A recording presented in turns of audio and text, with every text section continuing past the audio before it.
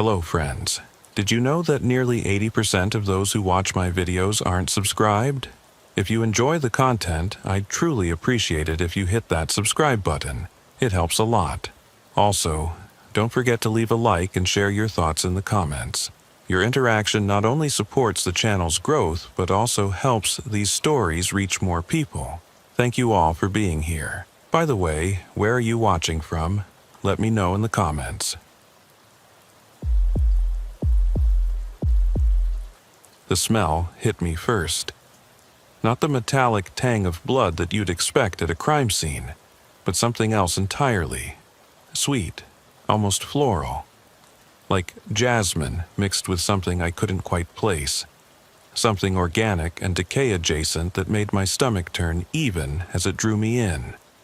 After 15 years with the Bureau's Behavioral Analysis Unit, working cases from the Atlanta child murders to the cross-country killer, I thought I'd encountered every variation of death's signature scent. I was wrong. It was March 15th, 2019 when I got the call that would consume the next 18 months of my life and fundamentally change how I viewed the monsters we hunt. I was reviewing case files in my corner office at the FBI Academy in Quantico, Virginia, surrounded by the familiar chaos of crime scene photographs, behavioral analysis reports, and the ever-present coffee cups that kept me functional during 16-hour workdays. The spring rain was pattering against my window, and I was deep in concentration, working on a consulting case for the Denver field office involving a suspected family annihilator when my secure line buzzed. The caller ID showed Detective Ray Gonzalez from the Portland Police Bureau, a good cop I'd worked with on the Oregon Strangler case 3 years prior. Ray was old-school law enforcement, the kind of detective who'd earned his stripes working the streets before moving into homicide. He was methodical, thorough, and most importantly, he knew when a case was beyond the scope of local law enforcement capabilities. Agent Mitchell, we've got something here that, well, I think you need to see this personally. The tremor in Ray's voice caught my attention immediately. This was a man who'd worked homicide for over 20 years. Someone who'd processed scenes involving dismemberment, sexual torture, and ritualistic killings. He'd seen gang executions, domestic violence murders that would make seasoned agents vomit, and drug-related killings that defied comprehension. For him to sound shaken meant we were dealing with something extraordinary. What are we looking at, Ray? 3 victims so far, all discovered within a 12-mile radius of downtown Portland. Young women, mid-20s, similar physical characteristics. Long dark hair, petite build, university students or recent graduates. The victimology fits a clear pattern, but Sarah, it's not just how they died, it's what he did to them afterward. I could hear him take a deep breath over the phone, collecting himself in the way that experienced investigators do when they're about to describe something that's fundamentally disturbed their worldview. Each victim was found in what can only be described as a cocoon, not metaphorically, literally wrapped in silk-like material, suspended from trees in remote locations. And there are modifications to the bodies that suggest our unsub has extensive knowledge of entomology. The crime scene techs are calling it the most sophisticated post-mortem presentation they've ever encountered. Entomology, the study of insects. In my experience, serial killers with specialized scientific knowledge were among the most dangerous and the most difficult to catch. They combined the methodical thinking of academics with the twisted psychology of predators, creating a perfect storm of intelligence and malevolence that often kept them ahead of law enforcement for years. How long between kills? I asked, already mentally cataloging what I knew about organized serial offenders. First victim, Jessica Chen, disappeared February 18th, found February 23rd. Second victim, Amy Rodriguez, disappeared March 1st, found March 5th. Third victim, Patricia Williams, disappeared March 8th, found this morning. He's accelerating, Sarah. The cooling off period is shrinking. That was never a good sign. Accelerating serial killers were either building toward some kind of end game or losing control of their compulsions. Either scenario meant more bodies were coming, and soon. I'm catching the next flight out, I told Ray. Don't let anyone else contaminate the scenes until I get there. And Ray, set up a joint task force briefing for tomorrow morning. We're going to need representatives from the Oregon State Police, Portland PD, and probably the U.S. Forest Service if these scenes are on federal land. Already done. I had a feeling you'd want to take point on this one. 6 hours later, I was standing in the Tualatin Hills Nature Park, a 222-acre preserve on the western edge of Portland's metro area, staring up at what would haunt my dreams for months to come. The late afternoon Pacific Northwest light filtered through the canopy of old-growth Douglas firs, creating an almost cathedral-like atmosphere that should have been peaceful. Instead, it felt like standing in a monument to human depravity. Suspended 15 feet above the ground, wrapped in what appeared to be genuine silk cocoon material that caught the fading light like spun gold, was the earthly remains of Patricia Williams, a 25-year-old graduate student pursuing her master's degree in environmental science at Portland State University. She had been a teaching assistant, well-liked by her students, engaged to her college sweetheart. She had plans, dreams, a future that had been snuffed out by a monster, with an obsession I was only beginning to understand. The crime scene technicians had already documented everything with their usual methodical precision. Photographs from every conceivable angle, measurements, soil samples, trace evidence collection. But seeing it in person sent a chill down my spine that had nothing to do with the Pacific Northwest's perpetual drizzle. The cocoon was a work of art, if art could be fundamentally evil. It was perfectly constructed, symmetrical, with what appeared to be actual butterfly wings incorporated into the silk matrix in intricate patterns that would have been beautiful if they weren't part of a murder scene. "How did you find her?" I asked Officer Martinez, the young patrol cop who'd been first on scene. He still looked green around the gills, and I could see his hands shaking slightly as he checked his notebook. Jogger called it in around 6:15 a.m. Mrs. Henderson lives about 2 miles from here, does this loop every morning before work. At first, she thought it was some kind of art installation, you know? Like those environmental art pieces they sometimes put up in parks. Then she saw the hair. Long black hair hung down from the bottom of the cocoon, swaying gently in the morning breeze.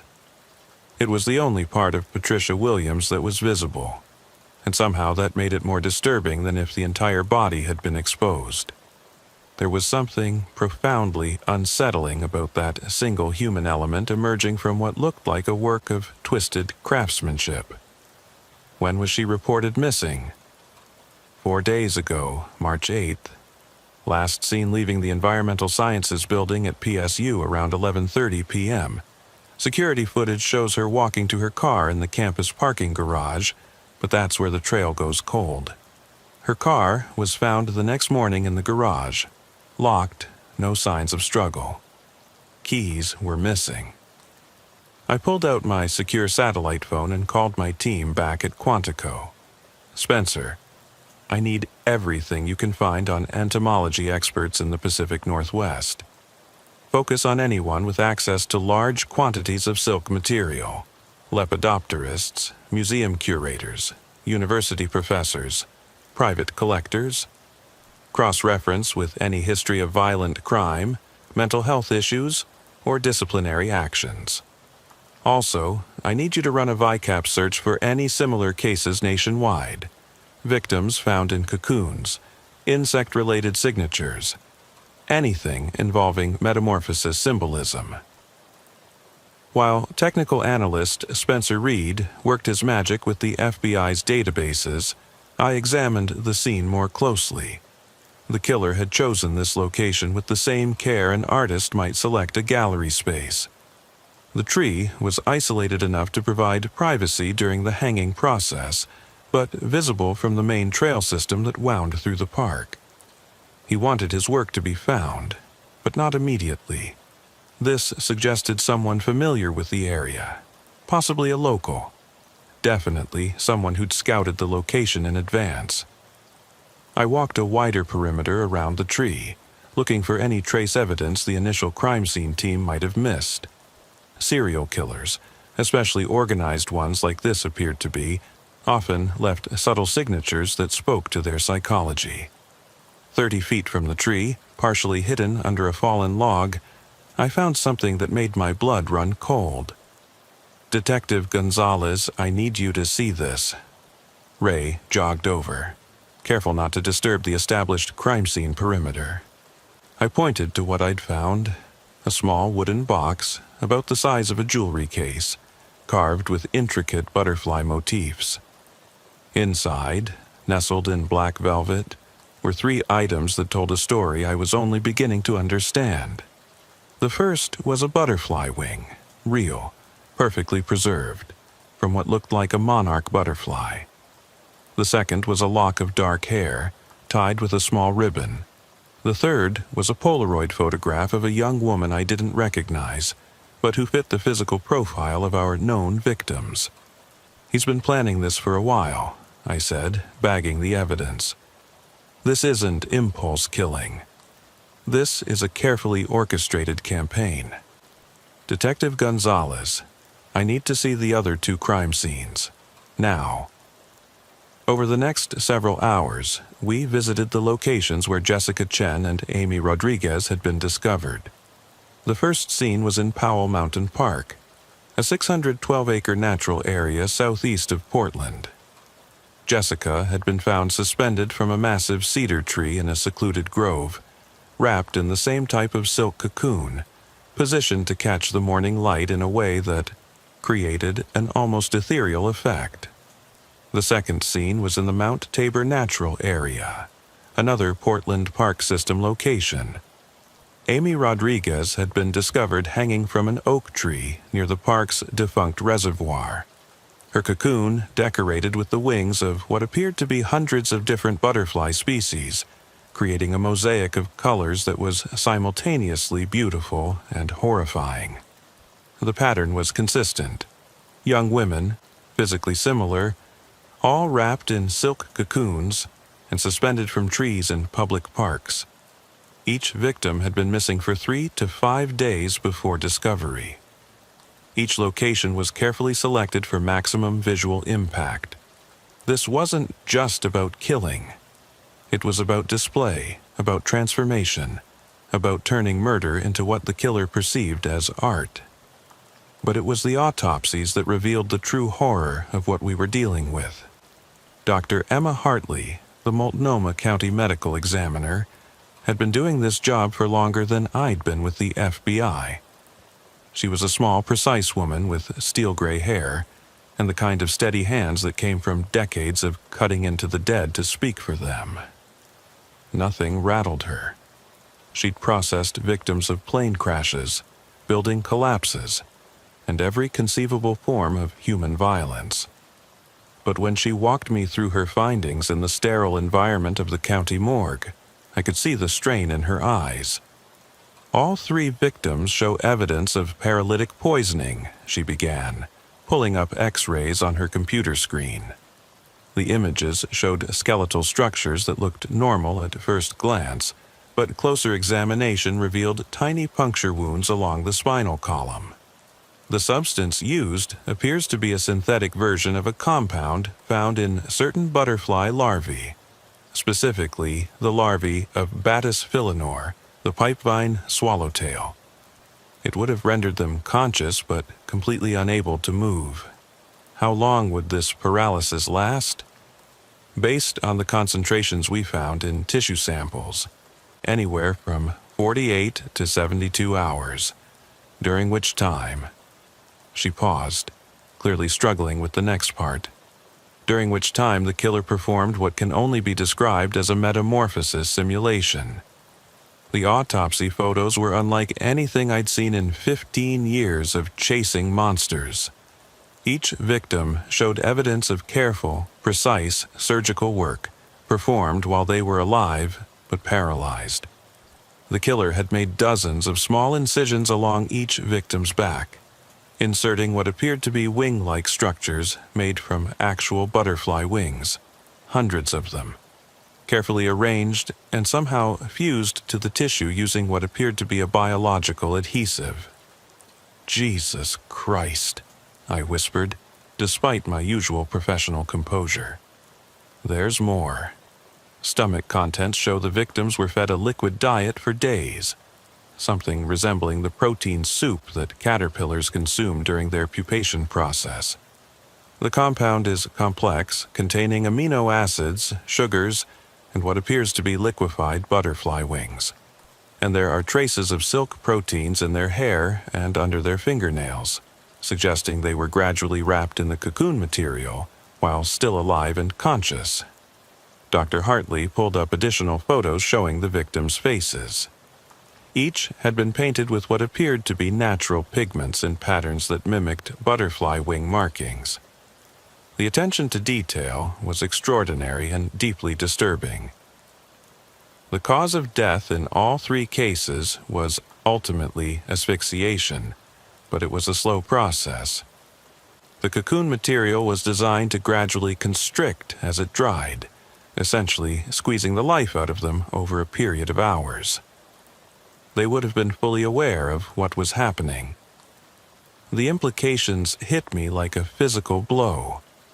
This wasn't just about killing. It was about transformation, about the killer's twisted obsession with turning human beings into something else entirely. The psychological profile was becoming clearer. We were dealing with someone who saw death not as an ending, but as a transition into what he perceived as a more perfect state of being. Back at the Portland field office, a glass and steel building that housed the FBI's Oregon operations, I spread crime scene photos across a conference table and began building the profile. The room was sterile, all fluorescent lights and government-issue furniture, but it provided the kind of focused environment I needed to get inside a killer's head. This unsub was highly organized, methodical, and possessed extensive knowledge of lepidopterology, the study of butterflies and moths. The cocoon construction alone would require weeks of preparation for each victim. He was patient, disciplined, and had access to sophisticated equipment and materials. The biological adhesives, the paralytic compounds, the silk material, none of these were items you could pick up at a local craft store. My phone rang, interrupting my analysis. It was Spencer Reed from our technical analysis unit at Quantico.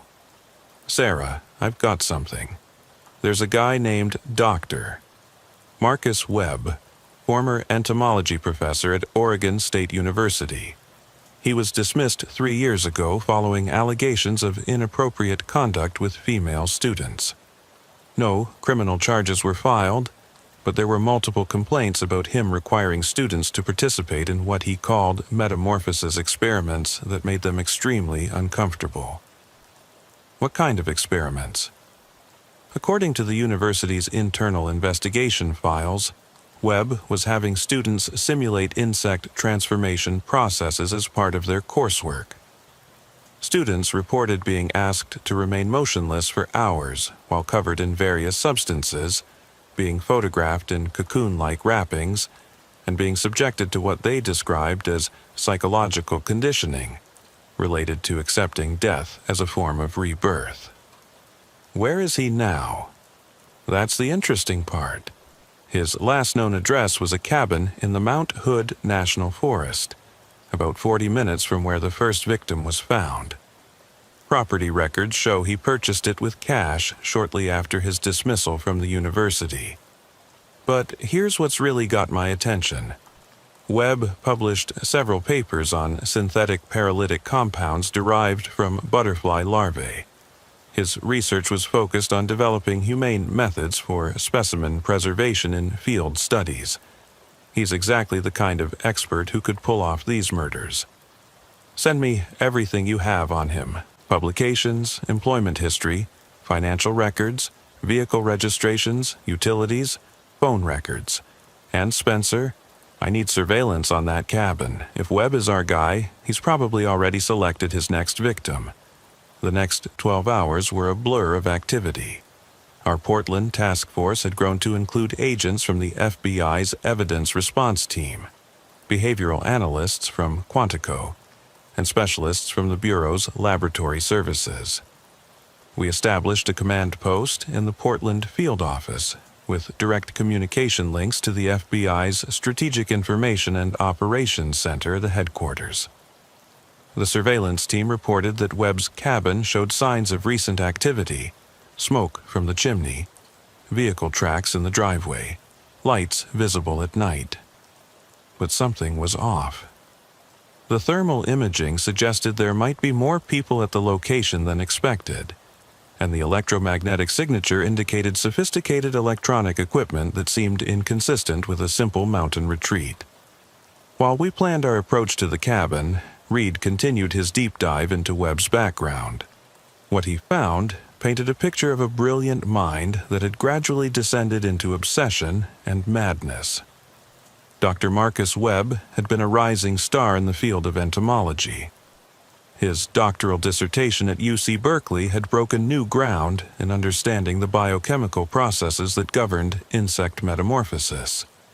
He'd published over 30 peer-reviewed papers, been awarded significant research grants from the National Science Foundation, and been recruited by Oregon State University with the promise of his own research laboratory and a fast track to tenure. But Webb's research had gradually shifted from legitimate scientific inquiry to something much darker.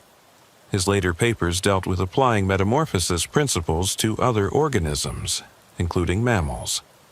He'd written extensively about the limitations of human consciousness and the potential for using paralytic compounds to induce transformative experiences in human subjects. The complaints against Webb at the university had started small, students reporting that he made them uncomfortable, that his teaching methods were unconventional, that he seemed overly interested in their personal lives. But the complaints had escalated. Female students reported that Webb had required them to participate in immersive research experiences that involved being restrained, photographed, and subjected to what could only be described as psychological torture disguised as academic experimentation. The university had tried to handle the situation quietly, offering Webb early retirement and a generous severance package in exchange for his resignation. But Webb had refused, forcing them to go through formal dismissal proceedings. During the hearing, Webb had delivered a rambling 40-minute speech about the evolutionary necessity of human transformation and the beauty of death as rebirth. The hearing officers had been so disturbed by his presentation that they'd recommended psychological evaluation, but Webb had disappeared before it could be conducted. As we prepared for the operation at Webb's cabin, I received a call that changed everything. "Agent Mitchell, this is Detective Susan Chen with the Vancouver Police Department. I think we have one of your victims." My heart sank. Vancouver was just across the Columbia River from Portland, well within the geographical area where our killer was operating. "What do you have, Detective?" "Female, mid-20s, Asian American, fits the physical profile you circulated. But she's not dead, she's alive, and she's asking for the FBI." 20 minutes later, I was racing across the interstate bridge toward Vancouver, Washington, with Detective Gonzalez and 2 tactical agents from our Evidence Response Team. The call from Detective Chen had been brief but chilling.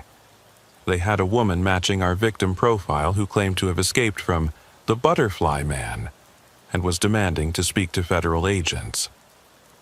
Vancouver's Peace Health Southwest Medical Center was a sprawling complex of modern buildings surrounded by the kind of carefully maintained landscaping that was supposed to project calm and healing.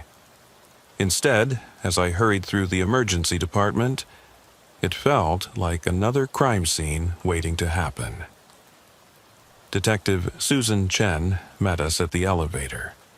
She was a compact woman in her 40s with the kind of alert eyes that missed nothing, and the grim expression she wore told me that whatever we were about to see was going to be bad. The victim's name is Lisa Park, 24 years old, graduate student at Washington State University. She was found this morning walking along Highway 14, about 15 miles east of here. Motorist called it in when he saw her stumbling along the shoulder, partially clothed, covered in what appeared to be some kind of silk material. Is she coherent? Physically, she's in surprisingly good condition considering what she says happened to her. Dehydrated, some superficial cuts and bruises, but no major injuries. Psychologically, well, you'll see, she's been asking for the FBI since she was brought in. Specifically asking for someone who understands the butterflies. We took the elevator to the 3rd floor, where the hospital had set up a secure area for Lisa's protection. The hallway was guarded by 2 uniformed officers, and I could see additional security measures that suggested they were taking no chances with her safety. Lisa Park was sitting up in her hospital bed, wrapped in a standard-issue hospital gown, but what struck me immediately was her eyes. They had the 1,000-yard stare I'd seen in combat veterans and trauma survivors, the look of someone who'd seen something that fundamentally changed their understanding of the world. Ms. Park, I'm Special Agent Sarah Mitchell with the FBI. I understand you wanted to speak with us. She looked at me for a long moment, as if trying to determine whether I could be trusted with what she was about to reveal. You're investigating the butterfly murders, she said. It wasn't a question. Yes? Can you tell us what happened to you? What Lisa Park told us over the next 2 hours was the most detailed, first-hand account of a serial killer's methodology I'd ever encountered. Her story filled in crucial gaps in our understanding of Webb's operation and revealed the true scope of his twisted obsession. Lisa had been abducted 6 days earlier while leaving the Washington State University library where she worked as a research assistant. She remembered walking to her car in the parking structure, then waking up in complete darkness, unable to move but fully conscious. I was in some kind of container, she said, her voice barely above a whisper. It was warm and humid, like being inside a chrysalis. I could hear him moving around outside, talking to himself, but I couldn't respond. I couldn't even blink. The paralytic compound Webb had used was more sophisticated than Dr. Hartley had initially realized. It didn't just immobilize victims, it heightened their other senses while leaving them completely helpless. Lisa described hearing every sound with supernatural clarity, smelling every chemical Webb used in his preparation process, feeling every touch as he began his grotesque transformation ritual. He called it the becoming, Lisa continued. He said, I was chosen because I had the right proportions, the right coloring. He kept saying I was going to be beautiful, that I was going to transcend my human limitations. Webb had kept Lisa in what she described as a preparation chamber, a specially constructed room that maintained precise temperature and humidity levels. He'd fed her the same protein soup we'd found in the other victims' stomachs, administered regular doses of the paralytic compound, and gradually covered her body with silk material that he claimed was grown specifically for her transformation. How did you escape? I asked. I didn't. He let me go. The room fell silent. This wasn't part of any serial killer pattern I'd studied. Organized offenders didn't release victims, especially not victims who could identify them and describe their methods. 2 days ago, something changed. He was agitated, pacing around the room, talking about the collection being incomplete and not having enough time. He kept checking his computer, making phone calls. Then, yesterday morning, he came in and injected me with something different. The paralysis started wearing off gradually. Lisa described Webb as becoming increasingly erratic as the hours passed. He'd alternate between treating her with the kind of gentle care one might show a valuable specimen and violent outbursts where he'd scream about interference and people who didn't understand the work. Finally, he just opened the container and told me to leave. He said the collection was moving to a more suitable location and that I was no longer viable for the final transformation. He gave me some clothes and drove me to the highway.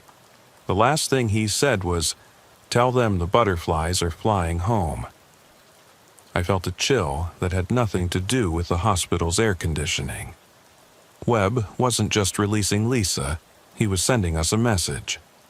This was either a final taunt before he disappeared, or he was escalating to some kind of endgame we hadn't anticipated. "Lisa, I need you to think carefully. Did you see any other people at this location? Hear any voices besides Webb's?" There were others. I couldn't see them, but I could hear voices, footsteps. At least 2 other men, maybe more. They called Webb Doctor and seemed to be helping him with the work. This changed everything. We weren't dealing with a lone serial killer. We were looking at an organized group with a shared obsession. The implications were staggering. I called Spencer Reed from the hospital hallway. "Spencer, I need you to expand your search parameters. We're looking at multiple suspects, possibly an organized group with academic or scientific backgrounds. Cross-reference any associates of Webb's from his university days, research collaborators, former students who might share his interests." "I'm already on it, Sarah. I found something else you need to know. Webb's financial records show large cash payments over the past year from a source I can't identify. Someone has been funding his research, and they have serious money behind them." As I hung up the phone, Detective Chen approached with a grim expression. "Agent Mitchell, we have a problem. Lisa Park isn't the only one. We just got a call from Oregon State Police. They found another survivor."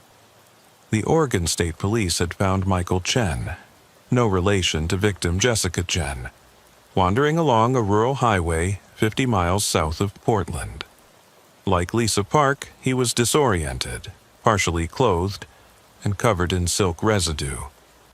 Unlike Lisa, Michael was male, which shattered our victim profile and suggested Webb's operation was evolving in ways we hadn't anticipated.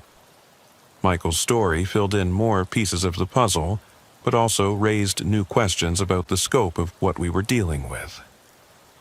He'd been abducted 3 weeks earlier while hiking alone in the Mount Hood National Forest. His disappearance had been attributed to a hiking accident, and search and rescue teams had been looking for his body in the wilderness. Instead, he'd been held in what he described as an underground facility with multiple chambers, each designed for different stages of Webb's transformation process. He'd seen other victims, both male and female, in various stages of the becoming ritual.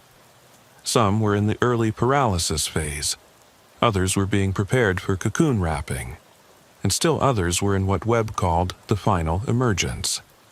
There were dozens of them, Michael told us from his hospital bed at Oregon Health and Science University. Men, women, different ages. He had them organized by what he called transformation compatibility. Some were selected for traditional metamorphosis, others for what he called hybrid experimentation. The hybrid experimentation was something new and deeply disturbing. Michael described seeing victims who had undergone surgical procedures that went far beyond the wing attachments we'd seen in the 3 murder victims. Webb and his associates were attempting to create what they called functional human-insect hybrids through a combination of surgery, genetic manipulation, and psychological conditioning. He kept talking about the client requirements, Michael continued, like he was filling orders for specific types of products. He had photographs, specifications, delivery schedules. This wasn't just about his personal obsession anymore. He was running a business.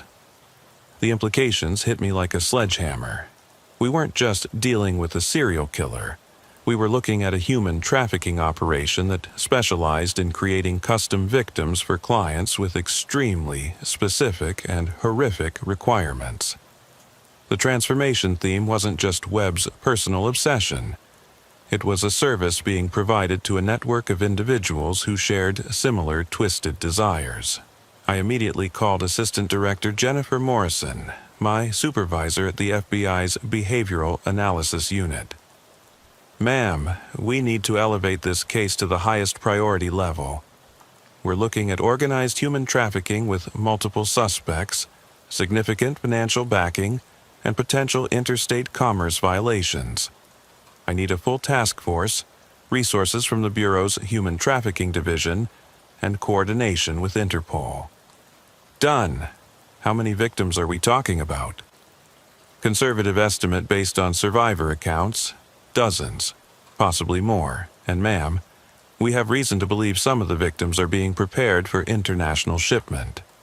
Within 6 hours, our small Portland task force had expanded into a major multi-agency operation. Representatives from the FBI's Human Trafficking Division, the Department of Homeland Security, U.S. Customs and Border Protection, and Interpol had converged on Portland. The case had grown from a serial killer investigation into what looked like one of the most sophisticated and disturbing trafficking operations ever uncovered. Spencer Reed's expanded database search had yielded a treasure trove of information about Webb's network. The financial backing was coming from a shell company with ties to individuals in 3 different countries, all with histories of acquiring exotic and illegal items for private collectors. The operation had been running for at least 2 years, with carefully laundered payments totaling over $3 million. But the most disturbing discovery came from analyzing Webb's computer records, which Michael Chen had helped us locate by describing the underground facility's layout. The hard drives contained detailed files on hundreds of potential victims, organized by physical characteristics, psychological profiles, and what were labeled as transformation specifications.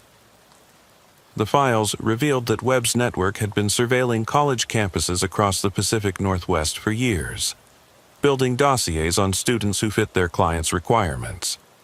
They had photographs, class schedules, social media profiles, and detailed behavioral assessments. The level of planning was extraordinary and terrifying. Among the files, we found something that made my blood run cold. A folder labeled Law Enforcement Targets that contained detailed information about investigators who had been working trafficking cases in the region. My own photograph was in the file, along with comprehensive information about my background, my family, and my investigative methods. They knew we were coming. The tactical approach to Webb's cabin was now a full-scale operation involving over 50 federal agents, local law enforcement, and specialized units from multiple agencies. Thermal imaging and electronic surveillance had confirmed that the cabin was empty, but there were signs of recent activity and evidence that the operation had been hastily relocated. What we found inside the cabin was like stepping into a museum of horrors designed by someone with a PhD in applied evil. The main room had been converted into what appeared to be a combination laboratory and art studio. Workbenches lined the walls, covered with equipment for silk production, chemical synthesis, and what appeared to be surgical instruments of unusual design. Glass cases displayed hundreds of preserved butterfly specimens, but closer examination revealed that many of the butterflies were actually created from human tissue samples. The basement had been excavated and expanded into a complex of interconnected chambers, each designed for a specific purpose in Webb's transformation process. The preparation chamber where Lisa Park had been held was sterile and clinical, with precise environmental controls and monitoring equipment.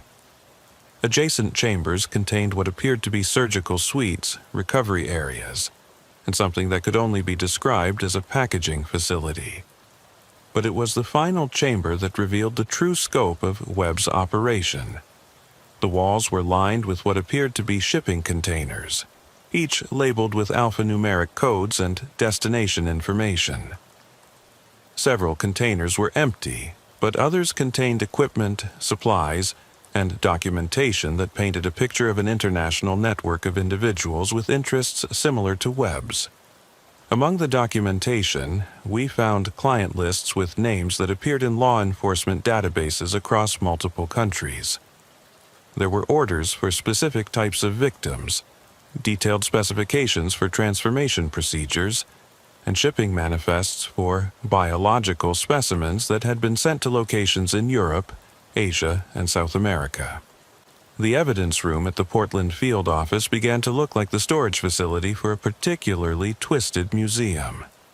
We had recovered over 2,000 pieces of evidence, including computer hard drives, financial records, medical equipment, preserved specimens, and documentation of trafficking activities spanning multiple years and countries.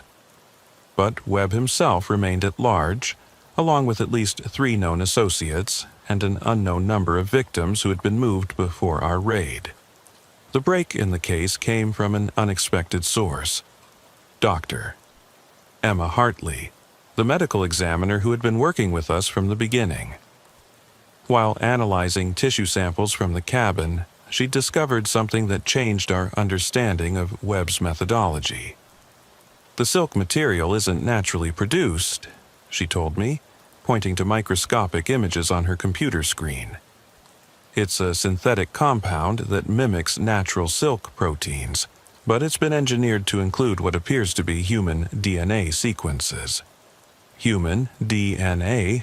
From whom? That's the disturbing part. The DNA sequences appear to be from the victims themselves. Webb was somehow extracting genetic material from his victims and incorporating it into the silk used to create their cocoons. It's like he was trying to create a biological connection between the victims and their transformation. This revelation led us to a deeper understanding of Webb's psychological motivology. He wasn't just killing people or even just transforming them. He was trying to create a new form of life that combined human consciousness with what he perceived as the perfection of insect existence.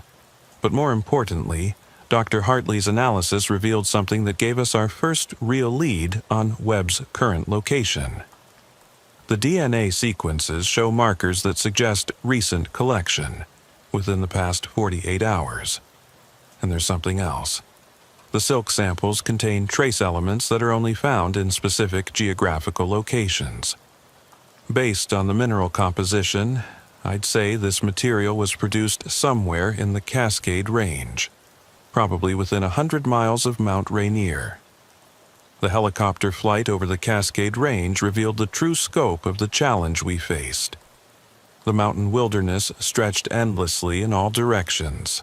Thousands of square miles of dense forest, hidden valleys, and remote locations where a sophisticated operation could remain undetected for years. Our target was a facility that Michael Chen had described based on his memories of the transportation route from his point of capture to Webb's underground laboratory. He remembered specific landmarks: a waterfall visible from the road, a distinctive rock formation, the sound of aircraft overhead suggesting proximity to a major flight path. Working with geographic information system specialists and satellite imagery analysts, we'd narrowed the search area to a region about 30 miles northeast of Mount Rainier National Park. The terrain was challenging, accessible only by logging roads and hiking trails, perfect for someone who wanted to operate without interference. The facility, when we finally located it, was a masterpiece of concealment. From above, it appeared to be nothing more than a small cabin and outbuildings, the kind of rustic retreat that wealthy urbanites used for weekend getaways. But ground-penetrating radar revealed an extensive underground complex that had been excavated with professional mining equipment. The tactical approach required careful coordination between multiple specialized units. The FBI's hostage rescue team took point, supported by agents from the Bureau's evidence response team and medical personnel prepared to deal with both traumatized survivors and the kind of physical evidence we expected to find. As we moved into position around the facility, I found myself thinking about the victims we knew about and the ones we might never identify. Jessica Chen, Amy Rodriguez, Patricia Williams, their deaths had been the visible tip of an iceberg of human suffering that extended far beyond what any of us had initially imagined. The assault on the compound began at dawn on March 28th, 13 days after I'd first arrived in Portland to investigate what I thought was a straightforward serial killer case. The operation involved over 80 federal agents, local law enforcement officers, and support personnel, making it one of the largest domestic law enforcement operations in the Pacific Northwest in decades. What we found inside the facility exceeded our worst expectations. The underground complex consisted of 12 interconnected chambers, each designed for specific aspects of Webb's operation. The entrance chamber appeared to be a normal basement, but hidden doors led to a maze of rooms that revealed the true scope of the trafficking network. The first chamber we entered was what could only be described as a victim processing center. Stainless steel tables lined the walls, each equipped with restraint systems and monitoring equipment. Medical charts hung on clipboards, detailing the physical and psychological profiles of dozens of individuals. Some of the names matched missing persons, reports from across the Pacific Northwest. Others were people whose disappearances had never been reported or investigated. The second chamber contained what appeared to be a sophisticated surgical suite, complete with operating tables, anesthesia equipment, and instruments I couldn't identify. The walls were lined with photographs documenting various stages of Webb's transformation procedures, creating a gallery of human suffering that made even experienced agents physically ill. But it was the third chamber that revealed the true horror of Webb's operation. It contained 12 cylindrical containers, each about the size of a large refrigerator, filled with a viscous fluid that maintained specific temperature and chemical conditions. Inside each container was a human being in various stages of Webb's transformation process. Some were in the early stages of paralysis, floating unconsciously in the fluid while monitoring equipment tracked their vital signs.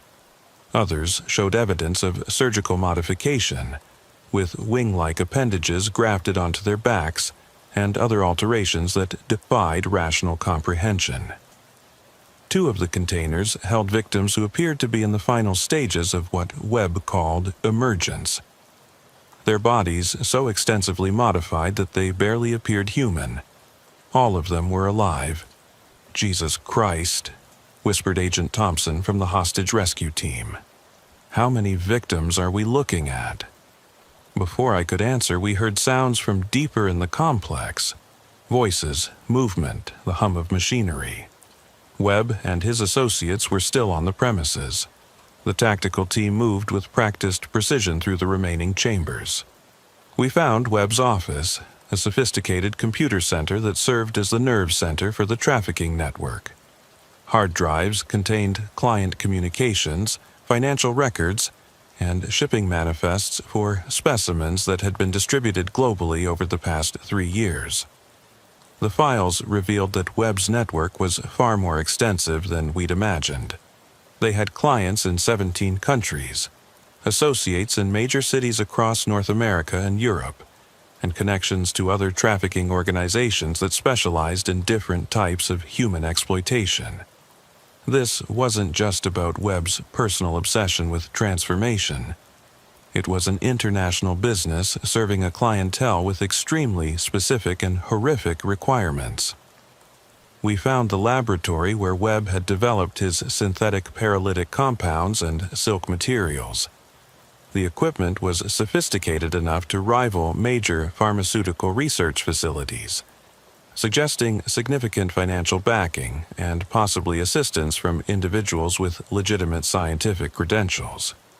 The shipping and packaging facility contained evidence of dozens of completed orders that had been sent to clients worldwide.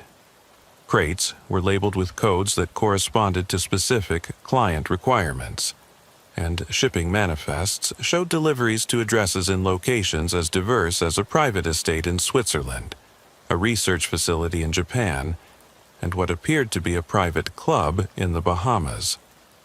But the most disturbing discovery was yet to come.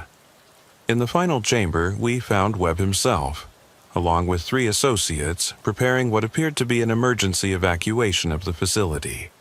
They were loading victims into specially designed transport containers, preparing to move the operation to another location. Dr. Marcus Webb was exactly what I'd expected based on our psychological profile. Tall, thin, with the kind of intense focus that suggested complete disconnection from normal human empathy. He was wearing surgical scrubs and appeared to be in the middle of performing some kind of procedure on a victim when we breached the chamber. "Federal agents, everyone on the ground now." Webb looked up from his work with the kind of mild annoyance one might show when interrupted during an important task. He made no move to comply with the agent's commands, instead continuing what he was doing as if we weren't there. "Agent Mitchell, I presume?" he said without looking away from his victim. "I've been following your work on the BAU. Quite impressive, really. Though I must say, I thought you'd figure it out sooner." The casual admission sent chills down my spine. This wasn't going to be a typical arrest. Webb had been expecting us, had planned for this moment, and had something more in mind than simple surrender. "Dr. Webb, step away from the victim and put your hands where we can see them." "Victim?" His eyebrows raised in apparent surprise. "Agent Mitchell, I prefer to think of my work as evolutionary advancement. These individuals were selected because they possessed the potential to become something beautiful, something beyond the limitations of human existence." As the tactical agents moved to secure the other suspects, Webb continued his monologue, seemingly oblivious to the weapons trained on him. "Do you have any idea how many species of butterflies there are in the world, Agent Mitchell? Over 17,500. Each one a miracle of transformation, of becoming something greater than what they started as. Humans are so limited, so bound by their crude physical forms and primitive psychological structures. I simply gave these people the opportunity to transcend those limitations." "Where are the other victims, Doctor?" "Webb?"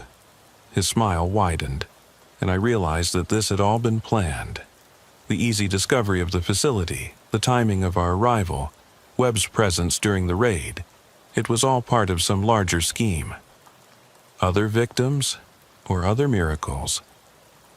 "Agent Mitchell, what you found here represents only a small portion of our work. The collection has been growing for years, and it's now distributed across locations that your limited investigative capabilities will never uncover."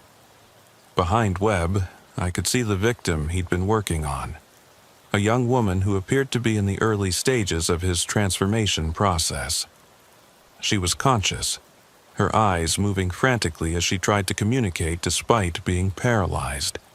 The sight of her terror filled me with a rage I'd rarely experienced in 15 years of law enforcement. "Step away from her, Doctor.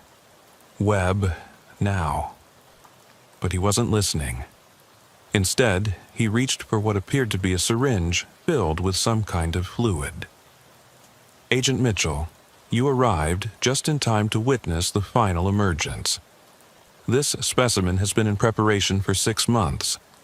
The client specifically requested someone with her particular physical and psychological characteristics. The transformation is nearly complete." I drew my weapon, "Drop the syringe, doctor." Webb. But he had already plunged it into the victim's IV line. The woman's body began convulsing as whatever compound he'd injected took effect. Don't you want to see the miracle, Agent Mitchell? Don't you want to witness the birth of something beautiful? That's when I shot him. I'd never killed anyone in the line of duty before, despite 15 years of chasing the worst humanity had to offer. But watching Dr. Marcus Webb poison his victim while delivering his twisted manifesto triggered something primal in me. 3-round center mass, and the monster finally stopped talking. The victim, later identified as Amanda Rodriguez, a 22-year-old art student from Seattle who'd been missing for 8 months, survived, though the physical and psychological trauma will stay with her forever. The compound Webb had injected was designed to accelerate his transformation process, but the medical team was able to counteract its effects before permanent damage occurred. In the following weeks, we rescued 12 more victims from Webb's facility, though several required extensive medical treatment and psychological counseling to recover from their ordeal. The surgical modifications Webb had performed were thankfully largely superficial, designed more for his client's twisted aesthetics than actual functionality. But the investigation was far from over. The computer files we recovered from Webb's facility painted a picture of an international trafficking network that extended far beyond anything we'd initially imagined. The butterfly collector, as the media had dubbed Webb, had been just one node in a web of criminal enterprises that specialized in providing custom victims to clients with extremely specific requirements. The client communications revealed a sophisticated marketplace where human beings were ordered like catalog items. Requests came with detailed specifications, physical characteristics, psychological profiles, and specific types of modifications that clients wanted performed. The prices ranged from $50,000 for basic specimens to over $500,000 for victims who underwent Webb's full transformation process. But perhaps most disturbing was the discovery that several of Webb's clients were themselves operating similar facilities in other countries. We found correspondence with individuals running operations in Romania, Thailand, and Colombia, all sharing techniques and best practices for victim acquisition, processing, and transport. The international scope of the network required coordination with law enforcement agencies across multiple continents. Interpol took the lead on the global investigation, while the FBI coordinated domestic efforts to identify and rescue victims who had been transported within the United States. Over the following months, raids on associated facilities led to the rescue of over 200 victims and the arrest of 47 individuals in 12 countries. The network had been operating for at least 5 years, generating an estimated $50 million in revenue from the sale of human beings to clients with interests ranging from scientific experimentation to private entertainment. But for every facility we discovered, there were indications of others that remained hidden. Webb's files contained references to sister operations and affiliated collectors that we were never able to identify. The scope of the network suggested that what we'd uncovered was only a fraction of a much larger criminal enterprise. The psychological profiles of the network's operators revealed a disturbing pattern. Unlike traditional human traffickers who were motivated primarily by financial gain, these individuals were driven by shared obsessions with transformation, control, and what they perceived as evolutionary advancement. They saw themselves not as criminals, but as pioneers in a new form of human development. Dr. Elizabeth Morrison, the FBI's chief behavioral analyst, spent months studying the psychological dynamics of the network. Her report concluded that we were dealing with a new type of organized crime, one that combined the financial motivations of traditional trafficking with the ideological obsessions typically associated with cult behavior. These individuals genuinely believe they're performing a service, Dr. Morrison explained during a briefing at FBI headquarters. They've convinced themselves that their victims are willing participants in some kind of evolutionary experiment. The psychological conditioning they use isn't just about control. It's about creating a shared delusion that justifies their actions. The conditioning process Webb and his associates used was more sophisticated than anything we'd encountered in previous trafficking cases. Victims were subjected to months of psychological manipulation designed to break down their sense of individual identity and replace it with acceptance of their role as specimens in the transformation process.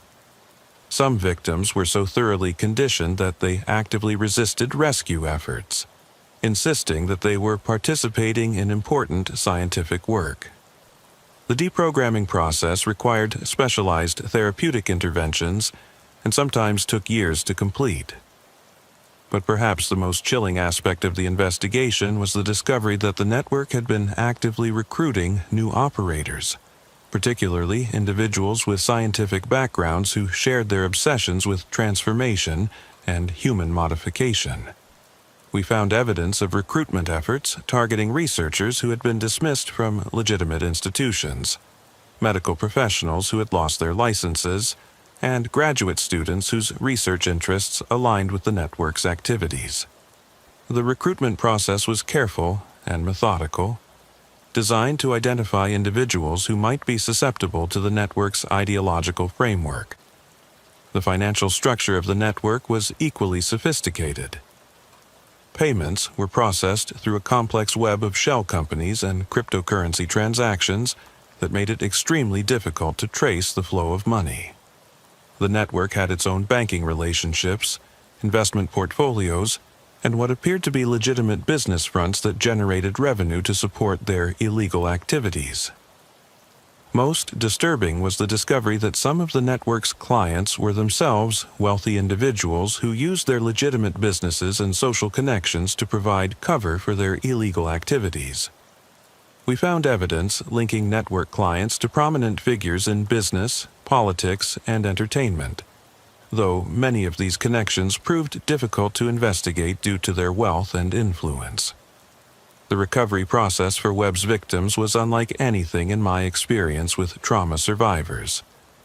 The combination of physical modifications, psychological conditioning, and extended captivity had created a unique set of challenges that required innovative therapeutic approaches.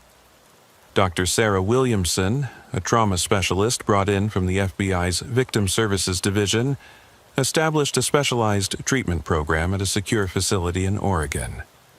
The program was designed to address both the physical and psychological aspects of the victim's experiences, while providing protection from potential retaliation by network associates who remained at large. Traditional PTSD treatment approaches aren't sufficient for these victims, Dr. Williamson explained.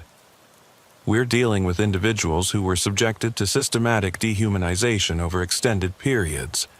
Many of them have lost their sense of individual identity and need to essentially relearn how to exist as autonomous human beings.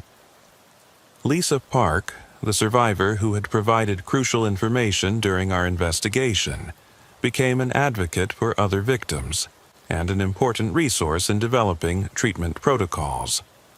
Her recovery process was documented to help inform therapeutic approaches for other survivors. The hardest part wasn't the physical abuse, Lisa told me during one of our follow-up interviews. It was the way they made you believe that what was happening was somehow beneficial, that you were participating in something important. Even after being rescued, part of me kept wondering if I'd made a mistake by escaping. The conditioning process used by Webb and his associates was designed to create exactly this kind of psychological dependency. Victims were gradually isolated from their previous identities and convinced that their transformation was a form of evolutionary advancement that would benefit not just themselves but humanity as a whole. Michael Chen, the second survivor we'd encountered, had a particularly difficult recovery process. His longer captivity had resulted in more extensive conditioning, and he struggled with what therapists called survivor guilt, a sense that he had somehow betrayed the other victims by escaping. I knew there were others in the facility who were in worse condition than I was, he told me. Part of me felt like I should have tried to help them, but I was so focused on getting out that I didn't think about anything else. Now, I wonder if some of them died because I didn't try to save them. The reality was that Michael's escape had probably saved dozens of lives by providing us with the information we needed to locate Webb's facility. But the psychological trauma of his experience made it difficult for him to accept that his actions had been heroic rather than selfish. Amanda Rodriguez, the victim Webb had been preparing to kill during our raid, faced perhaps the greatest challenges in her recovery. The extensive psychological conditioning she'd endured, combined with the physical trauma of Webb's modification procedures, had left her with severe dissociative symptoms and difficulty distinguishing between reality and the delusions Webb had carefully constructed. "Sometimes, I still believe I'm supposed to be there," she admitted during a therapy session I was permitted to observe. "Part of me thinks that being rescued was a mistake, that I was supposed to complete the transformation process. I know intellectually that those thoughts aren't rational, but emotionally they feel real." The treatment program Dr. Williamson developed focused on helping victims rebuild their sense of personal identity and autonomy. The process involved intensive individual therapy, group sessions with other survivors, and gradual reintegration into normal social environments. But the recovery process was complicated by the ongoing investigation and the knowledge that other network operators remained at large. Several survivors received credible threats from unknown individuals, requiring them to remain in protective custody even after their initial treatment was completed. The threats weren't idle. 6 months after Webb's death, Lisa Park's apartment was broken into by individuals who left behind photographs of her during her captivity, along with a note suggesting that her transformation was incomplete. She was immediately relocated to a secure facility and provided with federal protection. Similar incidents occurred with other survivors, suggesting that the network was still active and viewing the rescued victims as property that needed to be recovered. The psychological impact of these threats often undid months of therapeutic progress and required survivors to essentially start their recovery process over again. 18 months after the raid on Webb's facility, the investigation remained active across multiple countries. While we'd successfully dismantled the immediate network centered around Webb's operation, evidence continued to surface suggesting that similar organizations were operating independently in other regions. The pattern of victims found in cocoon-like wrappings began appearing in crime scenes across Europe and Asia. Local law enforcement agencies initially treated these as isolated incidents, but the FBI's analysis of crime scene photographs and forensic evidence revealed striking similarities to Webb's methodology. A case in Romania involved 3 victims found suspended from trees in a remote forest preserve, wrapped in silk material that forensic analysis showed contained synthetic compounds similar to those Webb had developed. The victims showed evidence of paralytic poisoning and surgical modifications that matched the techniques documented in Webb's laboratory. Similar cases appeared in Thailand, where local police found an underground facility containing equipment and documentation that appeared to be directly copied from Webb's operation. The facility had been hastily abandoned, but evidence suggested it had been operational for at least 2 years and had processed dozens of victims. The international nature of these copycat operations raised disturbing questions about how Webb's techniques and methodologies were being disseminated. Computer analysis of the network's communications revealed that Webb had been in regular contact with individuals who appeared to be establishing their own facilities, using his methods as a template. "We're not just dealing with a single criminal network anymore," explained Assistant Director Morrison during a briefing at FBA headquarters. Webb's operation appears to have spawned a new type of organized crime that's spreading internationally. We're seeing evidence of similar facilities being established by individuals who may have never had direct contact with Webb, but who are using his methodology as a blueprint. The phenomenon was similar to what terrorism experts had observed with Al-Qaeda and ISIS, a central organization that inspired independent groups to adopt their methods and ideology. In Webb's case, the ideology centered around transformation and human modification, but the operational techniques were being replicated by criminals with their own motivations and client bases. The FBI's response involved establishing a specialized task force dedicated to tracking these emerging networks. The Butterfly Task Force, as it became known internally, coordinated with international law enforcement agencies to share intelligence and coordinate investigations. But the task force faced significant challenges. The networks were highly sophisticated in their operational security, using encrypted communications and cryptocurrency transactions that made them difficult to track. They also learned from Webb's mistakes, implementing better concealment methods and more careful victim selection processes that reduced their visibility to law enforcement. Perhaps most frustratingly, the networks appeared to be adapting their methods in response to our investigative techniques. Crime scenes that initially matched Webb's signature began showing subtle variations that suggested the operators were deliberately modifying their approaches to avoid detection. Spencer Reed, who had become the Bureau's leading expert on transformation-based trafficking networks, spent months analyzing these variations to identify patterns that might lead us to new facilities. "They're treating this like a science," he explained. "Each operation learns from the successes and failures of previous cases, then adapts their methodology accordingly. It's like trying to track an organism that's evolving in real time to evade capture." The psychological profiles of network operators also began showing evolution. While Webb and his immediate associates had been driven primarily by ideological obsessions with transformation, newer operators appeared to be more pragmatically motivated, viewing the transformation theme as a market niche rather than a genuine belief system. This shift made the newer networks potentially more dangerous, as they were less constrained by the ideological limitations that had ultimately led to Webb's downfall. They were willing to modify their methods, target different victim populations, and adapt their services to meet changing client demands. The client base was also evolving.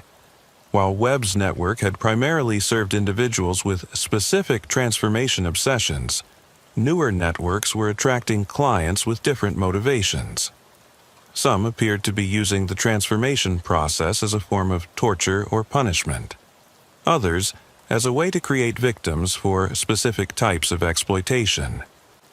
The diversification of client motivations meant that the networks were becoming less predictable in their victim selection and methodology. This made it increasingly difficult to anticipate their activities or identify potential targets for rescue operations. 3 years after I first arrived in Portland to investigate what I thought was a straightforward serial killer case, the impact of the butterfly collector investigation continues to ripple through law enforcement communities worldwide.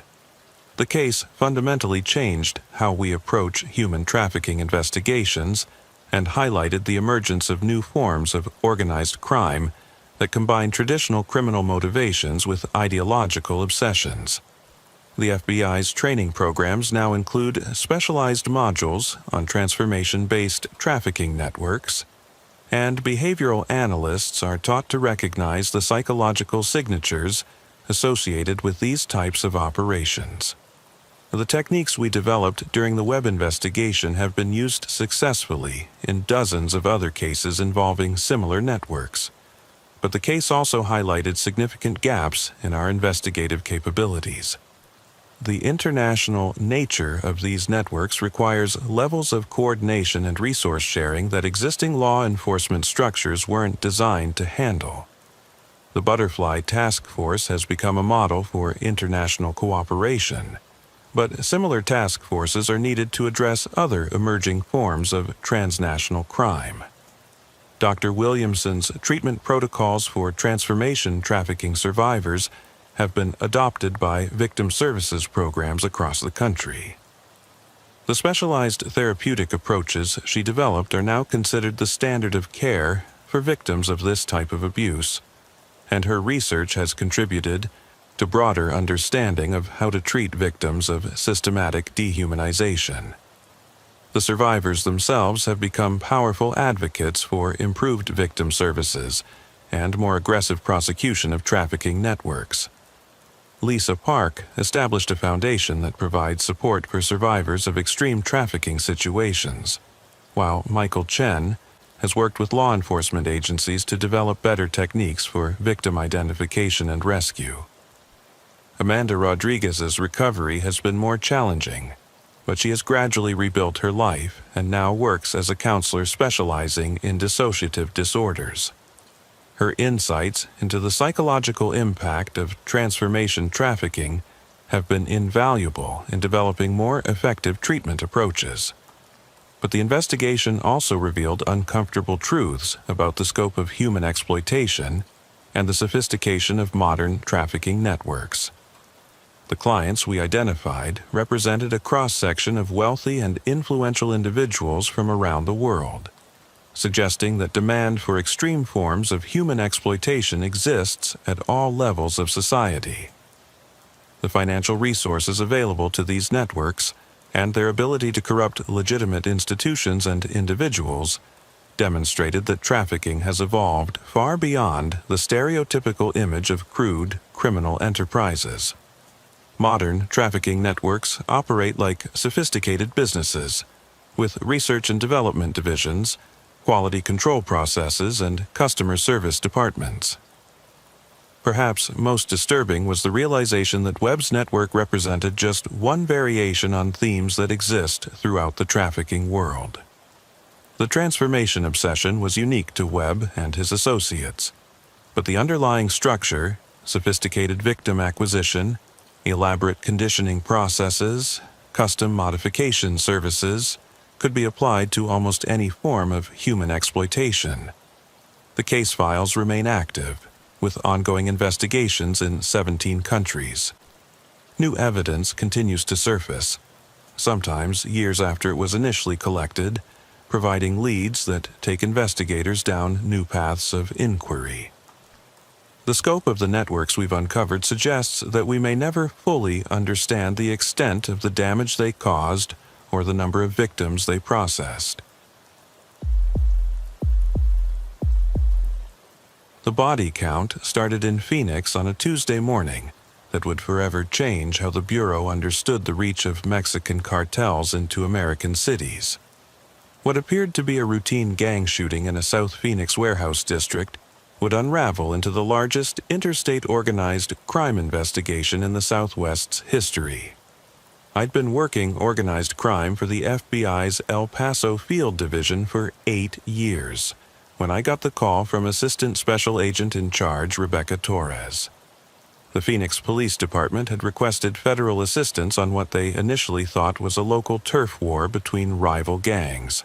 4 bodies, execution-style killings, all with connections to drug distribution networks that stretched from the Mexican border to as far north as Denver. "Santos, I need you in Phoenix by noon," Torres said, her voice carrying that edge that meant something big was developing. PPD found something at the scene that suggests we're not dealing with local players. What kind of something? The kind that has Homeland Security, DEA, and the U.S. Attorney's Office all asking questions we don't have answers to yet. 3 hours later, I was standing in a Phoenix warehouse that reeked of death and cordite, staring at a crime scene that would haunt federal law enforcement for the next 2 years. The warehouse was located in an industrial district south of Sky Harbor Airport, The kind of area where legitimate businesses mixed with operations that preferred to avoid scrutiny. The 4 victims had been arranged in what could only be described as a display. Each body was positioned kneeling, hands zip-tied behind their backs, single gunshot wounds to the back of the head. But it was what surrounded them that caught my attention, and explained why multiple federal agencies were suddenly interested in what should have been a local homicide case. Scattered around the bodies were documents, photographs, and electronic devices that painted a picture of an operation far more sophisticated than typical street-level drug dealing. There were shipping manifests for cargo containers, customs documentation for legitimate import businesses, and financial records showing wire transfers in amounts that suggested serious money was moving through this network. Detective Ray Castellanos from Phoenix PD's Organized Crime Unit walked me through what they'd found so far. Castellanos was a 20-year veteran who'd seen every variation of drug-related violence the desert had to offer, but even he seemed shaken by the scope of what they'd uncovered. The primary victim is Eduardo Morales, 34, legitimate businessman on paper, owns 3 import-export companies with offices in Phoenix, Tucson, and Albuquerque. Clean record, pays his taxes, even donated to local charities. Problem is, his businesses were moving a lot more than the pottery and textiles listed on their customs forms. Castellanos handed me a thick folder containing financial documents that had been recovered from a safe in the warehouse office. The numbers were staggering. Wire transfers totaling over $50 million in the past 18 months, all flowing through a network of shell companies and offshore accounts. Who else do we have? Victim 2 is Carlos Mendoza, Morales' logistics coordinator. Former military, served 2 tours in Afghanistan as a transportation specialist. Guy knew how to move things without attracting attention. Victim 3 is Maria Santos. No relation, I assume. She was the financial operations manager. MBA from ASU, worked for several legitimate firms before joining Morales' organization 2 years ago.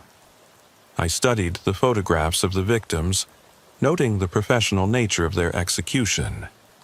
These weren't heat-of-the-moment killings, or the result of a deal gone wrong. Someone had planned this carefully, eliminating key personnel in what appeared to be a systematic dismantling of Morales' operation. What about victim 4? Castellanos hesitated for a moment, exchanging glances with his partner. That's where this gets interesting. James Fletcher, 41, DEA informant who'd been providing intelligence on cartel operations in Arizona for the past 3 years. According to his handler, Fletcher had been reporting increased activity in the Phoenix area, suggested that someone was consolidating multiple trafficking routes under a single organization. The revelation that a federal informant had been among the victims elevated this from a local crime to a potential national security issue. If cartels were sophisticated enough to identify and eliminate federal assets, we were dealing with organizations that had intelligence capabilities rivaling legitimate governments. I called Assistant Director Patricia Moreau at FBI headquarters in Washington. Moreau oversaw the Bureau's transnational organized crime program and had been tracking the evolution of Mexican cartels for over a decade. Pat, we have a situation in Phoenix that looks like it might connect to broader cartel consolidation activities. I need a multi-agency task force and resources for what could be a major interstate investigation. How major are we talking, Miguel? Conservative estimate? Multi-state trafficking network with sophisticated money laundering operations, possible corruption of legitimate businesses and government officials, and intelligence capabilities advanced enough to identify and eliminate federal informants. We could be looking at billions in drug money and distribution networks that stretch from Mexico to Canada. You'll have whatever you need. I'm establishing a joint task force under your direction. Representatives from DEA, Homeland Security, IRS criminal investigation, and U.S. Customs and Border Protection will be in Phoenix by tomorrow morning. The next phase of the investigation began with analyzing the financial documents recovered from the warehouse. What we found revealed a level of sophistication that challenged everything we thought we knew about cartel operations in the United States. The network wasn't just moving drugs. It was a fully integrated criminal enterprise that included legitimate businesses, sophisticated money laundering operations, and what appeared to be corruption networks that extended into government agencies at multiple levels. Bank records showed transactions with companies in 12 states, suggesting a distribution network that covered most of the American Southwest and extended into the Midwest. But it was the customs documentation that provided our first real break in the case. Mixed in with legitimate shipping manifests were documents showing cargo containers that had been processed through ports in Long Beach, California, and Houston, Texas, with final destinations including Phoenix, Denver, Kansas City, and Chicago. The containers were listed as containing various manufactured goods from Mexico: furniture, textiles, pottery, electronics. But the shipping weights didn't match the declared contents, and several containers showed evidence of having been modified with hidden compartments designed to conceal narcotics during transport. Intelligence analyst Jennifer Chang, on loan from the DEA's El Paso Intelligence Center, spent 3 days creating a timeline of container movements that revealed a pattern suggesting coordinated distribution activities across multiple states. "This isn't random drug smuggling," Chang explained during our first task force briefing. "Someone is using legitimate import businesses as cover for a sophisticated distribution network. The containers are coming through legal ports of entry, processed by companies with proper customs documentation, then transported to distribution points using legitimate trucking companies." The scope of the operation was staggering. Container manifests showed shipments arriving every 2 weeks for the past 18 months, with estimated street values in the hundreds of millions of dollars. The drugs were being distributed through networks that included not just traditional street dealers, but legitimate businesses that provided cover for money laundering and distribution activities. But the most disturbing aspect of the investigation was what we weren't finding. Despite the massive scale of the operation, there was almost no street-level violence associated with the network. Traditional cartel operations were characterized by territorial disputes, violent enforcement actions, and high-profile displays of power. This network was operating almost invisibly, avoiding the kind of attention that typically brought federal law enforcement into cartel investigations. "They've learned," explained Dr. Robert Kim, a criminal intelligence analyst from the FBI's Behavioral Analysis Unit, who specialized in organized crime psychology. Traditional cartel operations attracted law enforcement attention because of their violence and territorial behavior. This network has eliminated those characteristics while maintaining operational effectiveness. They're operating more like a multinational corporation than a traditional criminal organization. The corporate comparison was more accurate than we initially realized. As we dug deeper into the financial records, we discovered that the network maintained human resources departments, quality control processes, customer service operations, and even employee benefits programs. They were treating drug trafficking like any other business, complete with performance metrics, profit and loss statements, and strategic planning processes. But it was the intelligence capabilities that truly set this network apart from traditional cartel operations. The systematic elimination of Eduardo Morales and his team suggested that someone had detailed knowledge of their operations, their personnel, and their vulnerabilities. The fact that a federal informant had been identified and eliminated indicated intelligence-gathering capabilities that rivaled those of legitimate law enforcement agencies. The break in the case came from an unexpected source. a traffic stop in Denver that initially appeared to have no connection to our Phoenix investigation.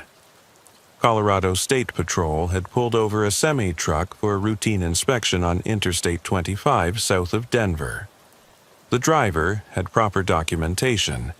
The cargo manifest listed furniture and textiles from Mexico, and everything appeared legitimate. But Trooper Amanda Martinez noticed something that saved the investigation. The truck's GPS unit showed recent travel to locations that didn't match the declared route. Instead of traveling directly from the port in Houston to Denver, the truck had made stops in Phoenix, Albuquerque, and Colorado Springs. Stops that weren't reflected in any of the shipping documentation. When Martinez called in the discrepancy, the inquiry was routed to our task force because the truck's cargo originated from one of the shipping companies connected to Eduardo Morales' network. Within 6 hours, we had search warrants and a team of agents examining every inch of the truck and its contents. What we found revolutionized our understanding of how modern cartels were adapting to law enforcement pressure. The truck contained legitimate furniture and textiles, exactly as declared on the customs forms. But hidden within specially constructed compartments in some of the furniture pieces were over 200 kilograms of pure fentanyl, 150 kilograms of heroin, and 500 kilograms of cocaine. The concealment method was sophisticated beyond anything we'd seen before. The drugs were packaged in custom-molded containers that perfectly matched the internal dimensions of furniture pieces, then sealed using techniques that made detection nearly impossible without complete disassembly. Each piece of furniture was still functional and could be sold to legitimate customers, providing perfect cover for the trafficking operation. But the most significant discovery was a tablet computer hidden in the truck's cab that contained detailed information about the network's operations across multiple states. The device was encrypted, but our cybercrime specialists were able to extract data that painted a picture of an organization that was operating on a scale we'd never encountered. The network wasn't just distributing drugs, it was providing a full range of criminal services, including money laundering, weapons trafficking, human smuggling, and what appeared to be contract enforcement services. They had operations in at least 8 states, with distribution hubs in major cities and supply chains that extended from Mexico to Canada. The organizational structure revealed in the computer files showed a level of sophistication that challenged our assumptions about cartel operations. Instead of the traditional hierarchical structure associated with Mexican cartels, this network operated more like a franchise system, with semi-autonomous cells in different cities that shared resources and coordinated activities while maintaining operational independence. Each cell specialized in different aspects of the criminal enterprise. The Phoenix cell had focused on importation and initial distribution, while cells in Denver, Kansas City, and Chicago handled regional distribution and money laundering. A cell in Houston managed port operations and customs documentation, while cells in California handled coordination with Mexican suppliers. But it was the leadership structure that proved most difficult to penetrate. Instead of a single leader or small group of leaders, the network appeared to be managed by a council of representatives from different cells. Decision-making was distributed, and no single individual had complete knowledge of all operations. A structure designed to limit damage from law enforcement infiltration or arrests. The investigation expanded rapidly as we traced connections revealed by the Denver truck seizure. Financial records showed transactions with businesses in Texas, New Mexico, Colorado, Kansas, Missouri, Illinois, California, and Nevada. We were looking at a criminal enterprise that generated hundreds of millions of dollars annually and had the organizational sophistication to operate across state lines while avoiding detection. Special Agent Lisa Rodriguez from our Financial Crimes Division took the lead on following the money trail. What she found revealed a money laundering operation that was more sophisticated than many legitimate financial institutions. they're not just washing drug money, Rodriguez explained during a task force briefing. They've created an entire parallel financial system that allows them to move money internationally while maintaining the appearance of legitimate business transactions. The money laundering network included dozens of shell companies, offshore accounts in multiple countries, cryptocurrency, exchanges, and what appeared to be corruption relationships with employees at legitimate financial institutions. Money could be moved from street-level sales in Chicago to accounts in Mexico within hours, passing through multiple institutions and jurisdictions in ways that made tracking nearly impossible. But the network's sophistication extended beyond financial operations. Intelligence files recovered from the Denver truck revealed that the organization maintained detailed surveillance on law enforcement activities, including profiles of federal agents, local police officers, and prosecutors who worked organized crime cases. My own photograph was in the files, along with information about my background, my family, and my investigative methods. The profile was comprehensive enough to suggest that someone had been monitoring my activities for months, possibly years. Similar profiles existed for dozens of other law enforcement personnel across multiple agencies and jurisdictions. The surveillance capabilities implied the existence of intelligence networks within law enforcement agencies, government institutions, and legitimate businesses. The organization wasn't just avoiding law enforcement. It was actively monitoring our activities and adapting its operations to stay ahead of our investigations. Following the financial trail from Denver led us to Kansas City, Missouri, where we discovered what appeared to be the network's primary money laundering hub.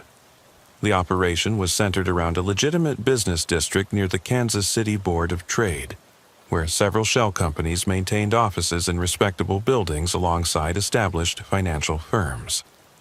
The Kansas City cell was managed by someone identified in the computer files only as the accountant, an individual who appeared to oversee financial operations for the entire network. Intelligence indicated that the accountant was a former Wall Street investment banker who had been recruited by the network after being fired from a major financial firm for unauthorized trading activities.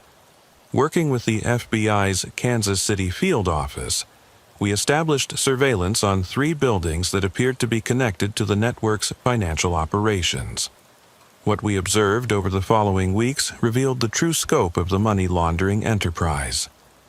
The buildings maintained the appearance of legitimate businesses, investment firms, import-export companies, and consulting services that conducted normal business activities during regular hours.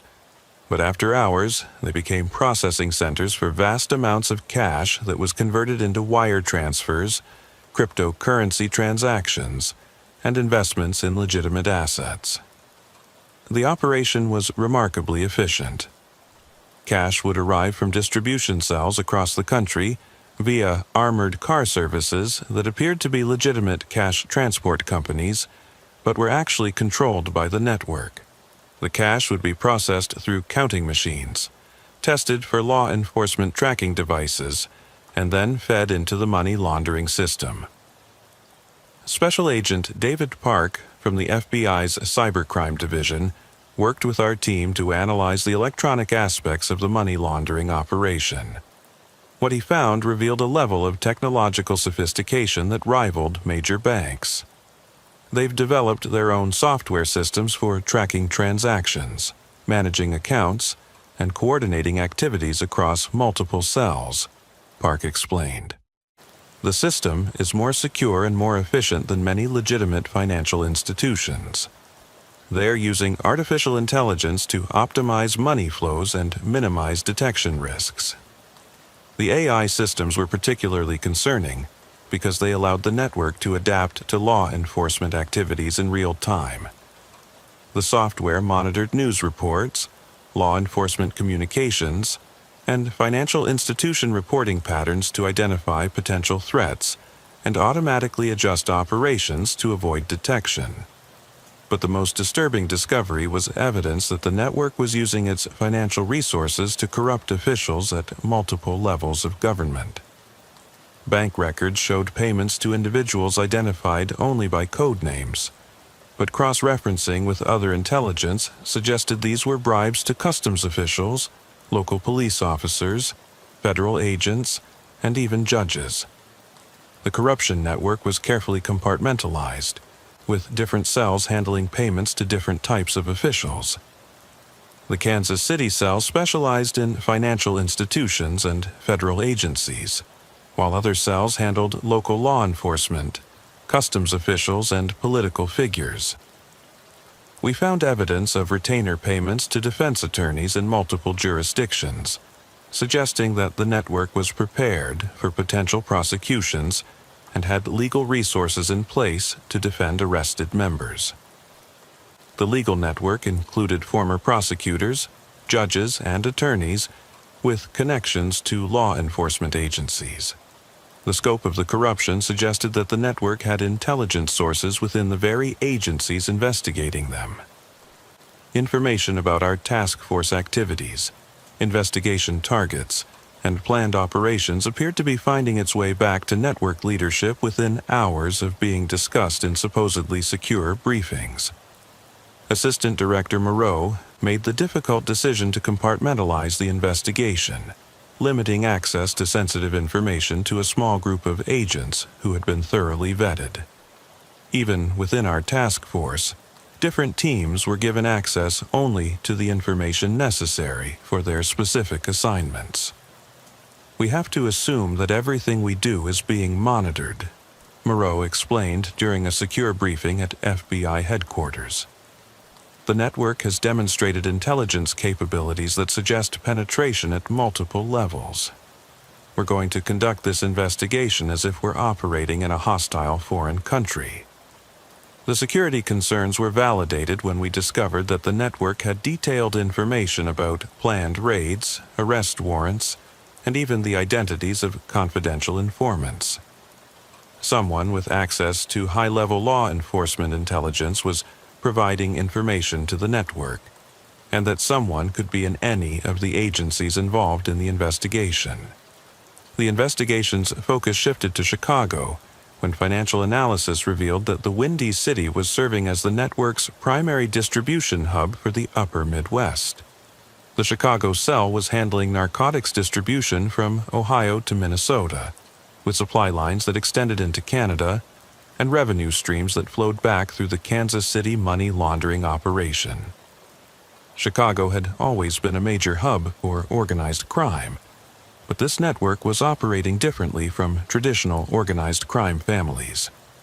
Instead of controlling territory through violence and intimidation, they were using economic incentives and business relationships to build a distribution network that included legitimate businesses, community organizations, and even religious institutions. Special Agent Maria Gonzalez from the FBI's Chicago field office had been tracking unusual patterns in drug distribution that caught our attention. Instead of the violent territorial disputes typically associated with drug trafficking, Chicago was experiencing a period of relative calm in street-level drug trade, even as the quantity and quality of available narcotics had increased dramatically.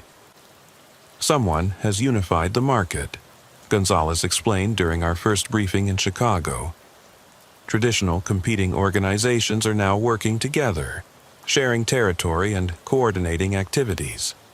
The level of cooperation is unprecedented and suggests external management of the entire drug trade in the metropolitan area. The network had achieved this consolidation through a combination of economic incentives and strategic elimination of uncooperative competitors.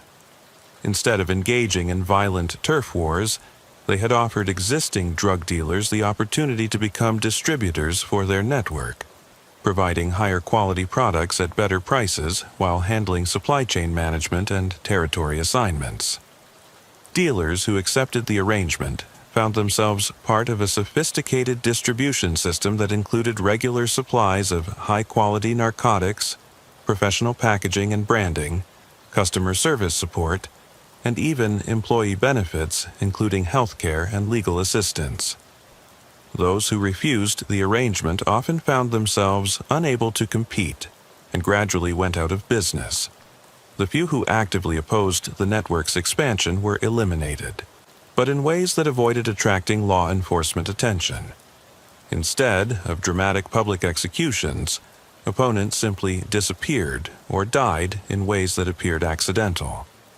The message was clear without creating the kind of violence that typically brought federal attention to drug trafficking operations. The Chicago cell's leadership structure was as sophisticated as its distribution methods. Intelligence indicated that the cell was managed by someone known as the coordinator, who appeared to have extensive experience in logistics and supply chain management. The coordinator oversaw a network of regional managers who handled different aspects of the operation: supply, distribution, security, and financial operations. But it was the security apparatus that most impressed our analysts. The network had developed counter-surveillance capabilities that allowed them to detect law enforcement activities and adjust their operations accordingly. They monitored police communications, tracked the movements of known federal agents, and maintained surveillance on law enforcement facilities. The security measures included sophisticated technology, encrypted communications, signal interception, equipment, and surveillance systems that rivaled those used by legitimate security agencies. But they also included human intelligence networks that provided early warning of law enforcement activities. We discovered that the network had recruited sources within multiple agencies, including local police departments, federal agencies, and even private security firms that worked with law enforcement. The intelligence network was comprehensive enough that the organization often knew about planned operations before some of the officers assigned to participate in them. The recruitment methods used by the network were particularly sophisticated. Instead of traditional corruption approaches involving direct bribery, they used more subtle methods, including romantic relationships, financial investments, and professional opportunities that created ongoing relationships with law enforcement personnel. Some sources appeared to be providing information without realizing they were working for a criminal organization. The network had created front companies and social organizations that appeared legitimate, but were actually intelligence-gathering operations designed to build relationships with law enforcement personnel and their families. The investigation's western expansion began when financial analysis revealed significant money flows to California, particularly in the Los Angeles and San Diego areas. California appeared to be serving multiple functions within the network: as a secondary entry point for narcotics from Mexico, as a money laundering hub for West Coast operations, and as a recruitment center for specialized personnel. The California operations were managed through a network of legitimate businesses that provided perfect cover for criminal activities. Import-export companies handled narcotics smuggling, investment firms managed money laundering, and technology companies provided sophisticated communications and security systems for the entire network. Special Agent Robert Chang from the FBI's Los Angeles field office had been investigating unusual patterns in cross-border financial transactions that connected to our broader investigation. Chang's analysis revealed that the network was using California's legitimate international business community as cover for massive money laundering operations. They're not just moving drug money, Chang explained during a secure video conference with our task force. They're providing financial services to multiple criminal organizations across North America. California is serving as the financial services hub for organized crime activities from Mexico to Canada. The scope of the California operations was staggering. Financial records showed transactions totaling over $2 billion annually, with money flowing from criminal organizations across North America to legitimate investments in real estate, technology companies, and entertainment industry ventures. The real estate investments were particularly concerning because they were being used to launder money on a massive scale, while creating legitimate assets that could be used as collateral for additional criminal activities. The network had purchased hundreds of properties across California, Nevada, and Arizona, creating a portfolio worth hundreds of millions of dollars. But it was the technology investments that posed the greatest long-term threat to law enforcement. The network was funding legitimate technology companies that were developing advanced encryption software, surveillance systems, and communications platforms. These technologies were being used to support criminal activities while being marketed to legitimate customers, including government agencies. The entertainment industry investments provided cover for money laundering, while creating cultural influence that could be used to promote favorable attitudes toward drug use and anti-law enforcement sentiment.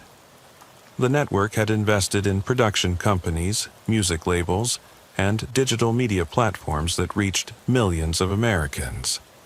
Intelligence analysis revealed that the California operations were managed by someone identified as the investor, who appeared to have extensive experience in venture capital and technology investment.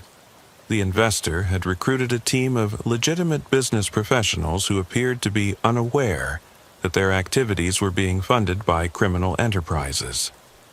The recruitment methods used in California were particularly sophisticated, involving the creation of apparently legitimate investment opportunities that attracted professionals from the financial, technology, and entertainment industries. Many of the recruited individuals appeared to believe they were working for legitimate businesses backed by international investors.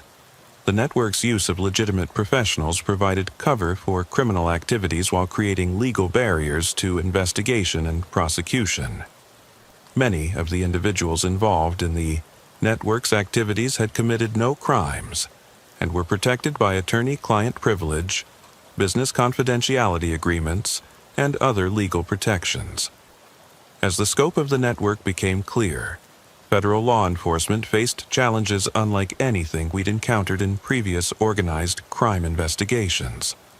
The network's use of legitimate businesses, corruption of government officials, and sophisticated intelligence capabilities required a response that went beyond traditional investigative methods. Assistant Director Moreau established a new joint task force that included representatives from every major federal law enforcement agency, as well as international partners from Canada and Mexico. The task force was given unprecedented resources and authorities, including access to intelligence collection capabilities typically reserved for national security investigations. The decision to treat the network as a national security threat was driven by several factors: the scope of their operations across multiple states and international borders, their intelligence capabilities that rivaled those of hostile foreign governments, their corruption of government officials at multiple levels, and their economic impact on legitimate businesses and financial institutions. But the national security designation also created new challenges.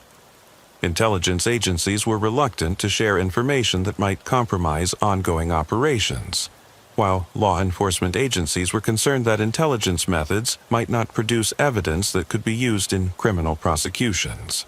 The task force developed a two-track approach. Intelligence operations focused on mapping the network's structure and capabilities, while law enforcement operations focused on building criminal cases that could be prosecuted successfully.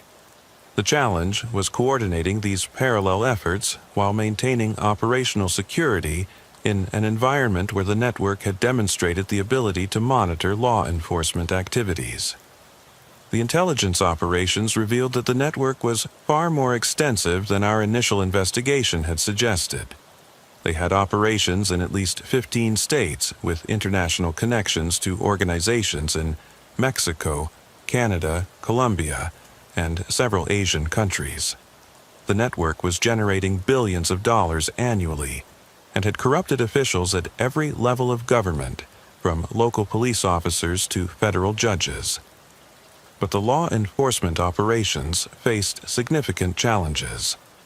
The network's sophisticated counter-surveillance capabilities made traditional investigative methods ineffective, while their corruption networks meant that sensitive information was often compromised before operations could be conducted. The breakthrough came from an unexpected source, a mid-level manager in the Chicago cell who had been arrested on unrelated charges and decided to cooperate with federal authorities. Antonio Rodriguez had been working for the network for 3 years and had detailed knowledge of their operations, structure, and security measures. Rodriguez's cooperation was a carefully guarded secret, known only to a handful of agents who had been thoroughly vetted for security clearances. His information provided the first comprehensive look at the network's internal operations and revealed vulnerabilities that could be exploited by law enforcement. "They're not as invulnerable as they appear," Rodriguez explained during one of his debriefing sessions. "The network is built on relationships and trust, but it's also highly compartmentalized. Most members only know their immediate colleagues and supervisors. If you can identify and arrest key coordinators, you can disrupt entire regional operations." Rodriguez provided detailed information about the network's communication systems, financial operations, and security measures. Most importantly, he identified several individuals who served as regional coordinators and had broader knowledge of the network's structure. The information from Rodriguez was used to develop a comprehensive takedown plan that would simultaneously target network operations in multiple states. The plan required unprecedented coordination between federal, state, and local law enforcement agencies, as well as international partners in Mexico and Canada. The coordinated takedown operation began at dawn on October 15th, exactly 18 months after the Phoenix warehouse murders that had started our investigation. Operation Blood Roots involved over 1,200 law enforcement officers from dozens of agencies conducting simultaneous raids in 8 states and 3 countries. The scale of the operation was necessary because of the network's sophisticated intelligence capabilities and their ability to rapidly adapt to law enforcement pressure. By hitting multiple targets simultaneously, we hoped to prevent them from adjusting their operations or destroying evidence in response to initial arrests. My role in the operation was coordinating the Arizona phase, which involved raids on the network's remaining operations in Phoenix, Tucson, and Flagstaff. Intelligence from Antonio Rodriguez had identified several facilities that served as distribution centers, financial operations, and communications hubs for the network's southwestern operations. The Phoenix raids targeted 3 locations: a warehouse district facility that served as a distribution center, a financial services building that housed money laundering operations, and a technology company that provided communications and security services for the network. The warehouse facility was the most challenging target because intelligence suggested it was heavily defended by security personnel with military training. The FBI's SWAT team took the lead, supported by agents from DEA, ATF, and local law enforcement. What we found inside exceeded our expectations. The warehouse contained over $50 million worth of narcotics in various stages of processing and packaging. The facility included sophisticated laboratories for testing and purifying drugs, packaging equipment that created professional quality branded products, and distribution systems that could handle massive volumes of narcotics. But it was the administrative areas that provided the most valuable intelligence. The facility maintained detailed records of all operations, including customer lists, distribution schedules, financial transactions, and personnel records. The scope of the operation was staggering. They were serving customers in over 20 states and generating revenue of over $100 million annually from the Phoenix facility alone. The financial services facility provided insights into the network's money laundering operations that revolutionized our understanding of how modern criminal organizations manage their finances. The facility operated multiple legitimate businesses that processed hundreds of millions of dollars annually, while maintaining the appearance of legal commercial activities. The technology company RAID revealed the network's sophisticated communications and security systems. The facility contained server farms, satellite communication equipment, and software development operations that supported criminal activities across North America. The technology was more advanced than many legitimate businesses, with custom-designed systems for encrypted communications, financial transactions, and intelligence gathering. Similar raids in other states yielded comparable results. The Denver operations included distribution facilities, money laundering operations, and what appeared to be a recruitment center for acquiring legitimate businesses that could be used as fronts for criminal activities. The Kansas City raids targeted the network's primary financial operations, recovering records that documented billions of dollars in money laundering activities over the past 5 years. The financial operations were so sophisticated that they had created their own banking systems, complete with credit cards, investment services, and international wire transfer capabilities. The Chicago raids focused on the network's distribution operations, which had consolidated drug trafficking activities across the upper Midwest. The facilities included warehouses, packaging operations, and administrative centers that managed distribution to hundreds of dealers across multiple states.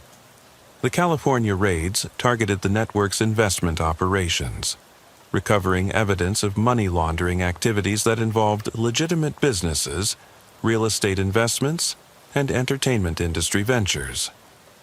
The scope of the California operations suggested that the network had successfully infiltrated significant portions of the state's legitimate economy. The immediate results of Operation Bloodroots were impressive by any measure. 247 arrests across 8 states, seizure of over $2 billion in assets, recovery of enough narcotics to supply the entire American market for several months, and disruption of criminal operations that had been generating billions of dollars annually. But the long-term impact of the investigation was more significant than the immediate arrests and seizures. The network's sophisticated organizational structure, intelligence capabilities, and corruption networks represented a new evolution in organized crime that would require fundamental changes in how law enforcement approached these investigations. The prosecution of network members faced unprecedented challenges. The sophisticated organizational structure meant that many individuals had limited knowledge of overall operations and could claim they were unaware of the criminal nature of their activities.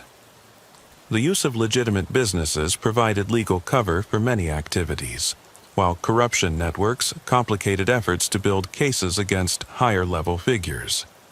The network's intelligence capabilities had allowed them to monitor our investigation from its early stages, giving them time to destroy evidence, relocate operations, and prepare legal defenses. Many of the most significant figures in the network had disappeared before the raids began, suggesting that they had advance warning of our operations. The corruption investigations that followed Operation Bloodroots revealed the extent to which the network had infiltrated government agencies, law enforcement organizations, and legitimate businesses. Over 50 government officials were eventually charged with corruption-related offenses, including federal agents, customs officials, judges, and elected officials. But the most disturbing revelation was the extent to which the network had succeeded in corrupting the legitimate economy. Their investments in real estate, technology companies, and entertainment ventures had created a parallel economy that generated billions of dollars while appearing completely legitimate.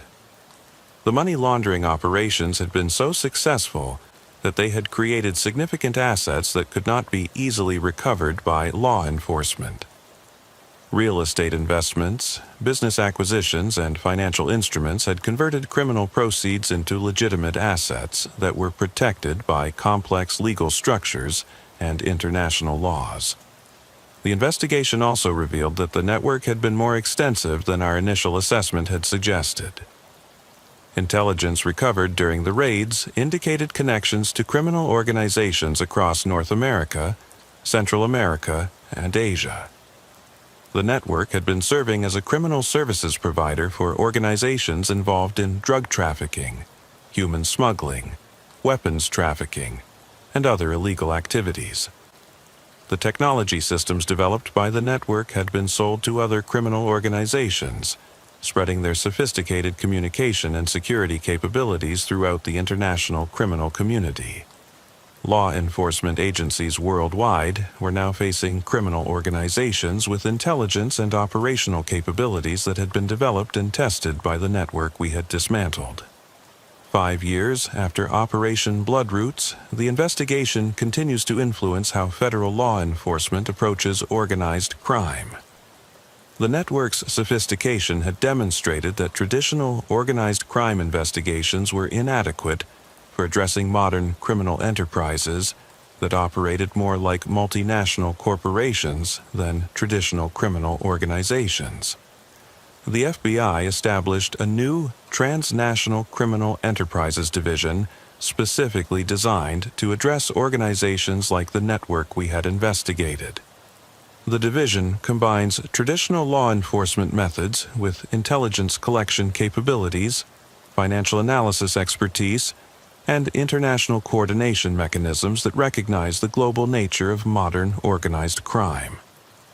The investigation also highlighted the need for better coordination between law enforcement agencies and regulatory bodies that oversee legitimate businesses and financial institutions.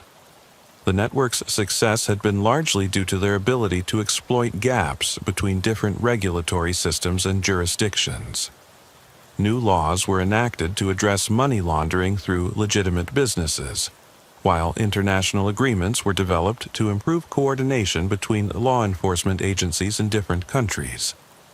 The network's use of technology to support criminal activities led to new authorities for investigating cybercrime and electronic communications.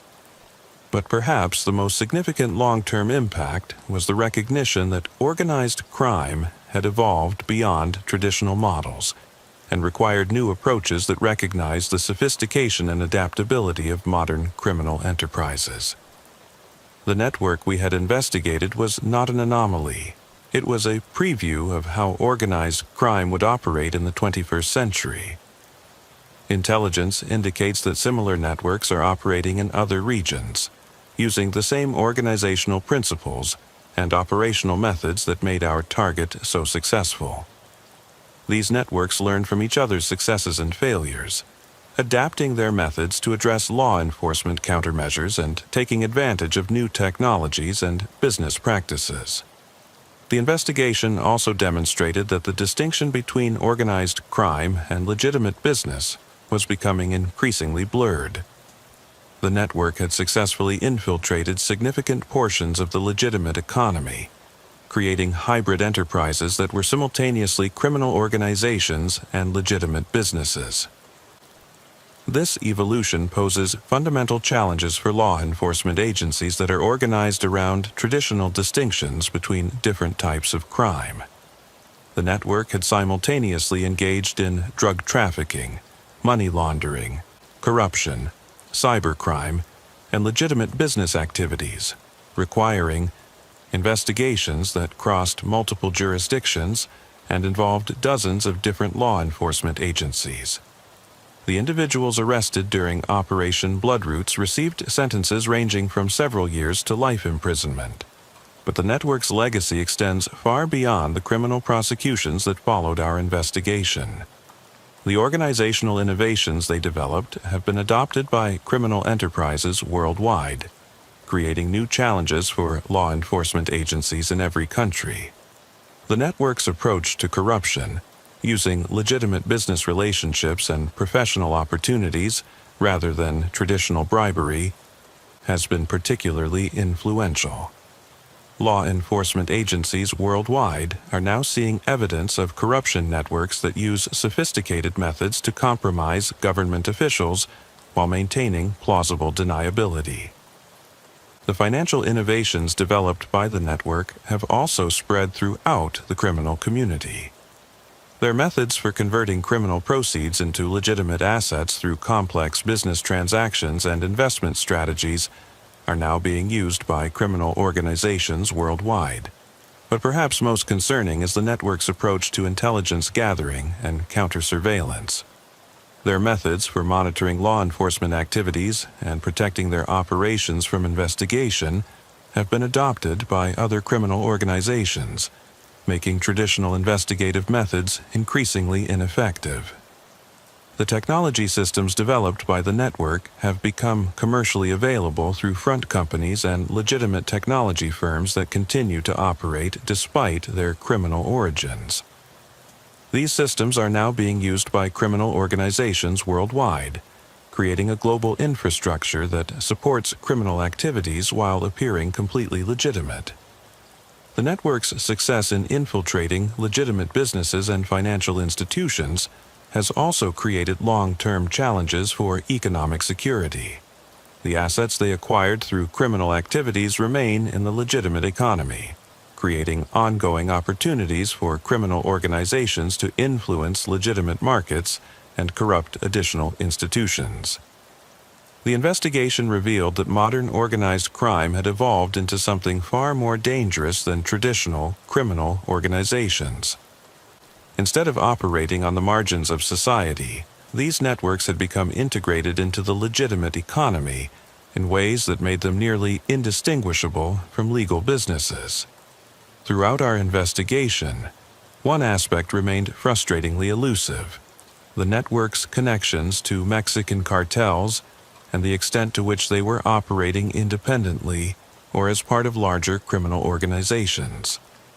Intelligence gathered during Operation Bloodroots suggested that the network maintained complex relationships with multiple Mexican cartels, serving as both customers and service providers while maintaining operational independence.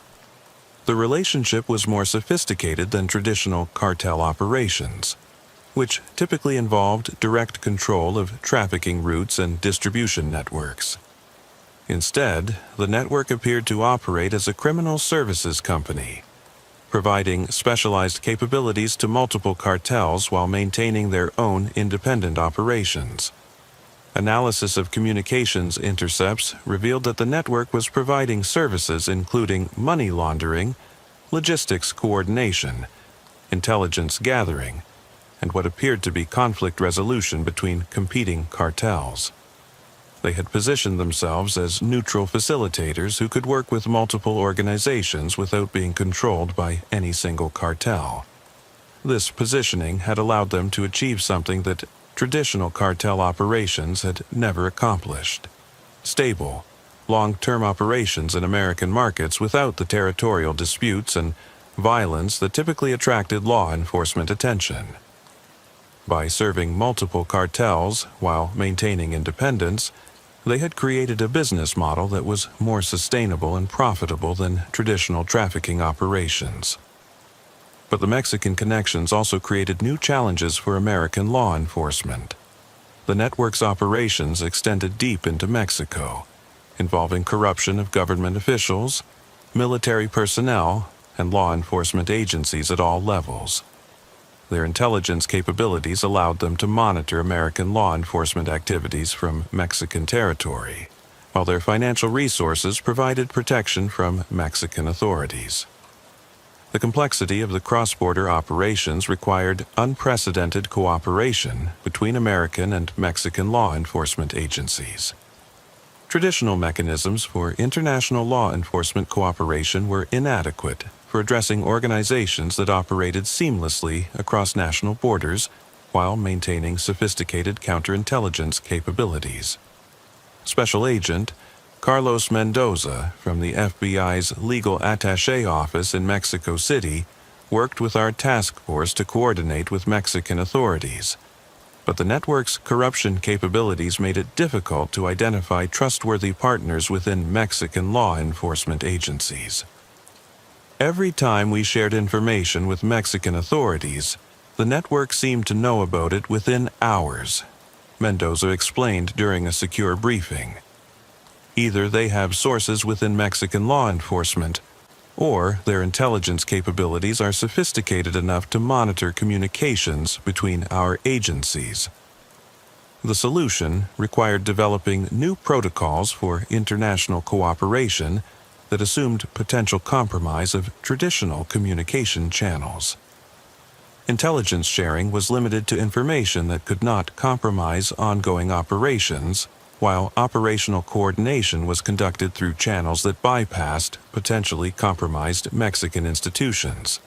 But even with enhanced security measures, the network's Mexican operations remained largely intact after Operation Bloodroots. Intelligence indicated that they had successfully relocated many operations to Mexican territory, where they continued to provide services to multiple cartels while planning their eventual return to American markets. The Mexican connections also revealed the global scope of the network's operations. Financial records recovered during the raids showed transactions with organizations in Colombia, Guatemala, and other Central American countries, suggesting that the network was part of a larger criminal ecosystem that extended throughout the Western Hemisphere. Intelligence analysis indicated that similar networks were operating in other regions, using comparable organizational structures and operational methods. The network we had investigated was not unique. It was part of a new generation of criminal organizations that were transforming how organized crime operated in the globalized economy. One of the most significant aspects of the network's operations was their sophisticated use of technology to support criminal activities. The technology systems we discovered during Operation Bloodroots were more advanced than those used by many legitimate businesses and government agencies, representing a level of investment and expertise that challenged traditional assumptions about criminal organizations. The network had developed custom software applications for every aspect of their operations: inventory management systems for tracking narcotics through the supply chain, financial management systems for handling money laundering operations, human resources systems for managing personnel across multiple states, and customer relationship management systems for coordinating with distributors and clients. But it was their intelligence and security systems that were most impressive and most concerning for law enforcement. The network had developed sophisticated surveillance capabilities that allowed them to monitor law enforcement activities, track the movements of federal agents, and intercept communications between government agencies. The surveillance systems included traditional methods like physical surveillance and infiltration of law enforcement agencies, but also advanced technological capabilities including signal interception, computer network penetration, and social media monitoring that provided comprehensive intelligence on law enforcement activities. Dr. Jennifer Park, a cybersecurity expert from the FBI's Cyber Division, analyzed the network's technology systems and concluded that they represented a quantum leap in criminal organization capabilities. These systems are more sophisticated than what most Fortune 500 companies use, Dr. Park explained.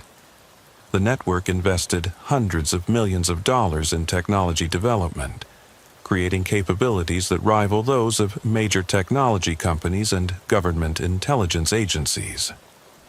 The network's technology development was managed by a team of legitimate computer scientists, software engineers, and cybersecurity experts who appeared to be unaware of the criminal nature of their work.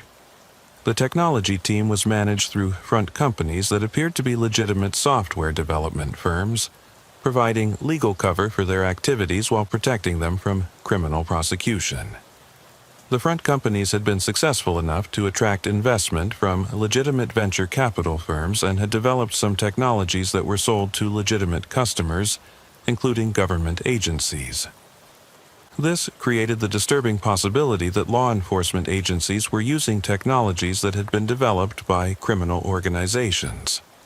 The network's use of artificial intelligence and machine learning was particularly advanced. They had developed AI systems that could analyze law enforcement communications to identify potential threats optimize drug distribution routes to minimize detection risks, and manage financial transactions to avoid triggering suspicious activity reports.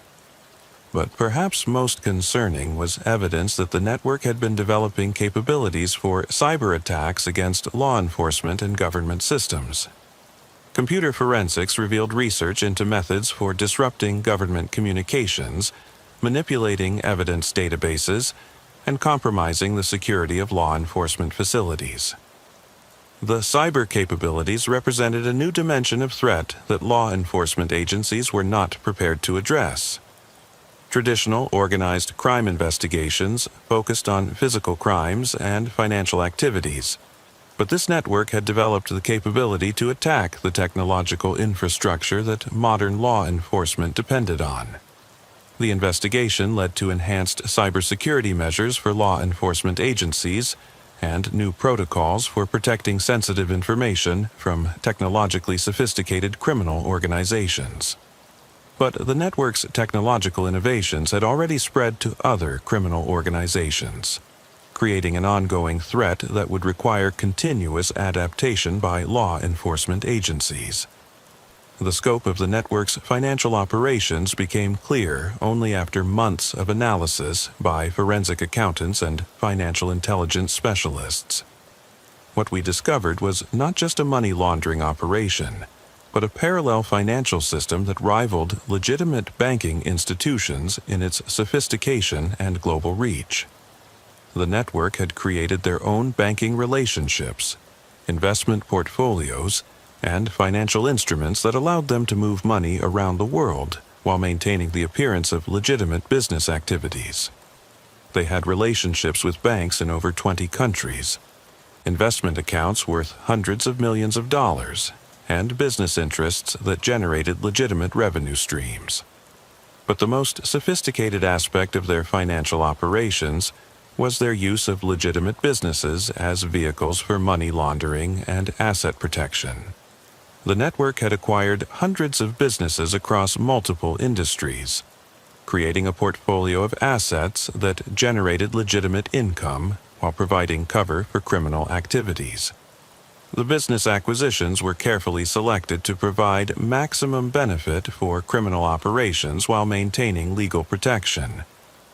They acquired logistics companies that could transport narcotics, financial services firms that could process money laundering transactions, technology companies that could provide security and communication services, and real estate companies that could convert criminal proceeds into legitimate assets.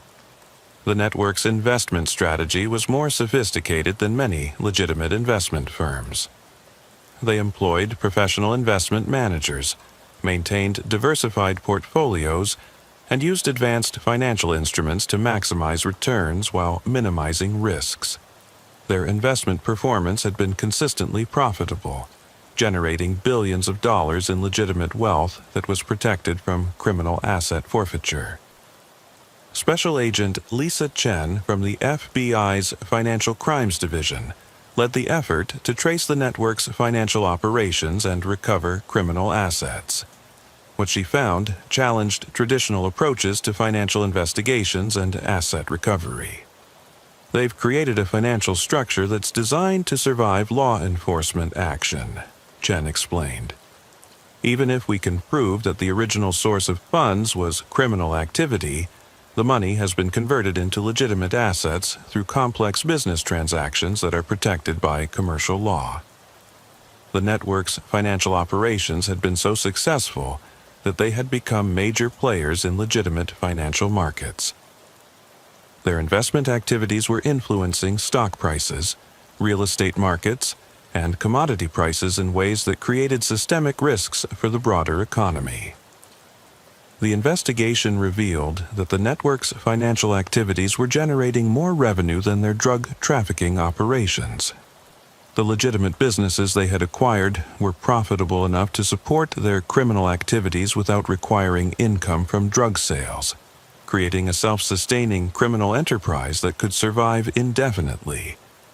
But the most disturbing aspect of the financial operations was their integration with legitimate financial institutions. The network had developed relationships with banks, investment firms, and other financial institutions that were providing services without apparent knowledge of the criminal's source of funds. The relationships with legitimate financial institutions created legal and practical barriers to investigation and asset recovery. Many of the network's assets were held by institutions that had legitimate business relationships and were protected by banking privacy laws, attorney-client privilege, and other legal protections. The investigation led to new regulations requiring enhanced due diligence by financial institutions when dealing with high-risk customers. But the network's sophisticated methods for concealing the criminal's source of funds made detection extremely difficult, even with enhanced scrutiny. Behind the sophisticated organizational structure, advanced technology systems, and complex financial operations was a human cost that was easy to overlook in the technical complexity of the investigation. The network's success had been built on the exploitation and destruction of thousands of lives, from the victims of drug addiction to the communities devastated by their operations. The drug distribution network had flooded American communities with narcotics of unprecedented purity and potency, contributing to overdose deaths, addiction rates, and associated criminal activity that affected millions of Americans. The network's efficiency and market consolidation had made drugs more available and more affordable, dramatically expanding the scope of the addiction crisis. But the human cost extended beyond the direct effects of drug distribution. The network's operations had corrupted government institutions, legitimate businesses, and community organizations in ways that undermined public trust and social cohesion. Their influence had spread through communities like a virus, corrupting everything they touched. The corruption networks had compromised law enforcement agencies, judicial institutions, and government agencies at all levels, creating cynicism about the integrity of public institutions that would persist long after the network was dismantled. Communities where the network had operated extensively would struggle for years to rebuild trust in government and law enforcement. The network's infiltration of legitimate businesses had also created long-term economic damage. Businesses that had been acquired or influenced by the network often struggled to survive after their criminal connections were exposed, leading to job losses and economic disruption in affected communities. Dr. Maria Rodriguez, a sociologist from the University of Texas who studied the community impact of organized crime, analyzed the network's effects on affected communities and concluded that the damage would persist for decades. Criminal organizations like this network don't just commit crimes. They corrupt the social fabric of entire communities, Dr. Rodriguez explained. The relationships they build, the institutions they compromise, and the economic structures they create have lasting impacts that continue long after the criminal organization is dismantled. The investigation had identified over 500 government officials who had been compromised by the network through various forms of corruption. The prosecutions and investigations that followed had destroyed careers, undermined public confidence in government institutions, and created a climate of suspicion that made legitimate government operations more difficult. But perhaps the most tragic aspect of the human cost was the network's impact on young people in affected communities. The network had been sophisticated in their recruitment methods, identifying vulnerable individuals and providing them with opportunities for education, employment, and advancement that were often better than legitimate alternatives. Many of the network's employees had been recruited as teenagers or young adults who were attracted by the economic opportunities and professional development that the organization provided. The network had invested heavily in training and education for their employees, creating genuine career advancement opportunities that were more attractive than many legitimate employers could offer. The result was that many of the individuals arrested during Operation Bloodroots were not career criminals, but rather young people who had been recruited into what appeared to be legitimate business opportunities. their prosecutions raised difficult questions about criminal justice and the social conditions that made criminal organizations attractive to vulnerable populations. The scope and sophistication of the network revealed by Operation Bloodroots had implications that extended far beyond American law enforcement.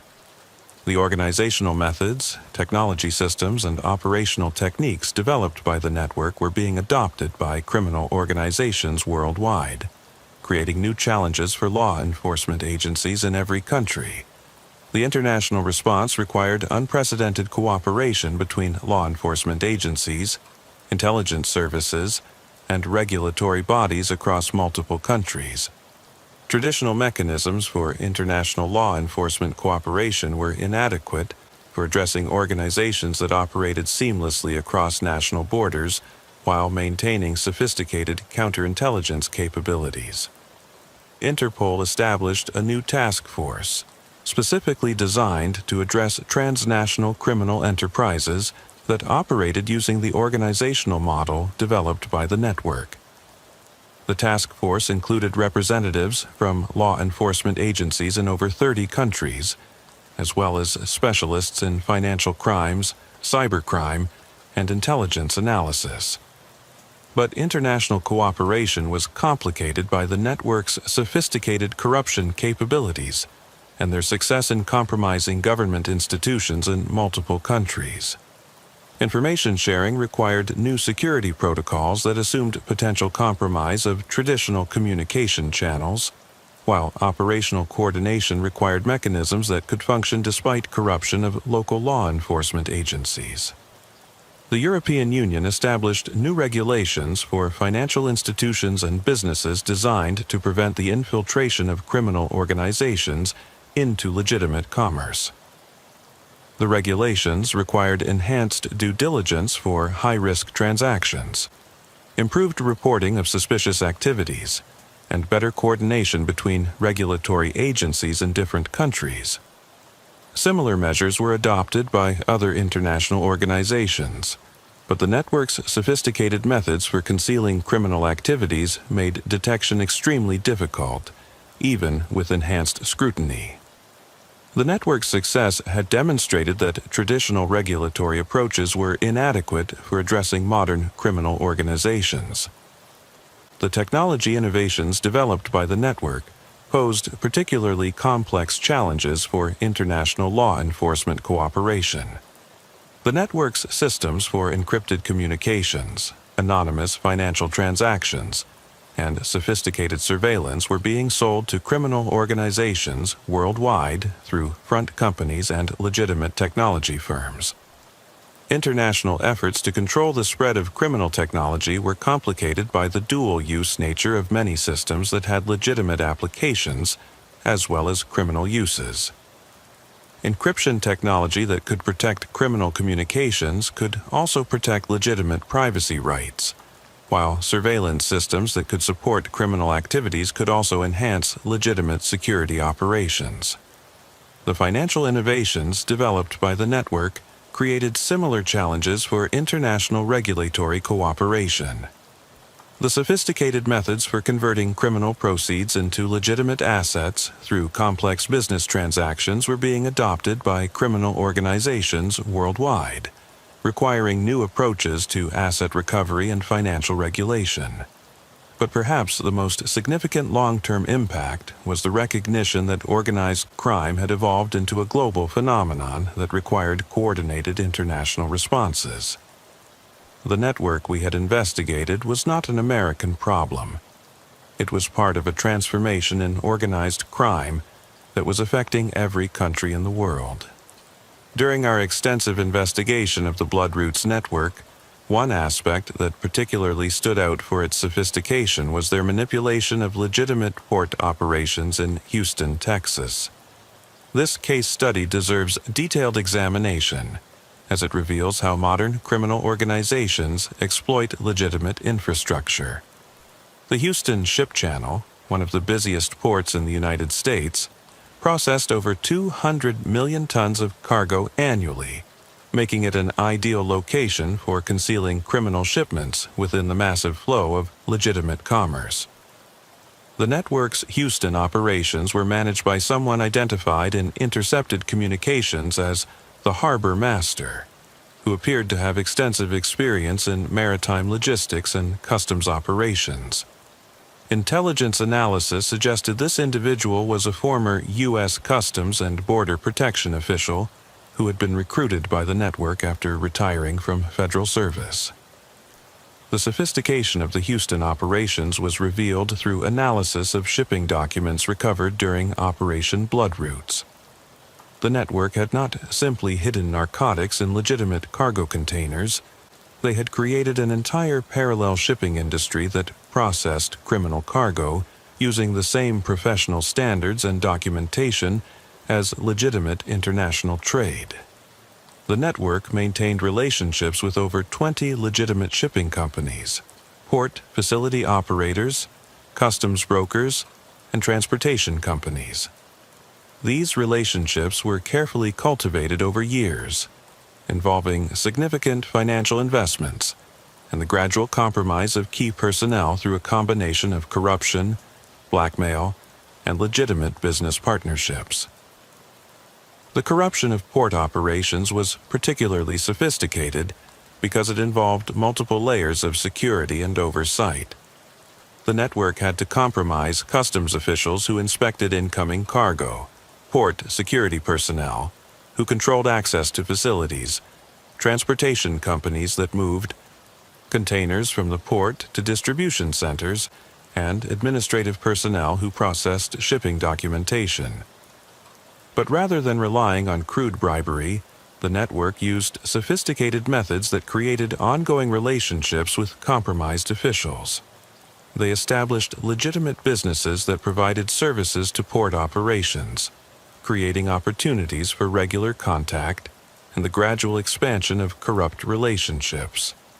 The network's front companies included customs brokerage firms that processed import documentation, transportation companies that moved cargo from ports to inland destinations, warehousing companies that provided temporary storage for imported goods, and security companies that provided services to port facilities.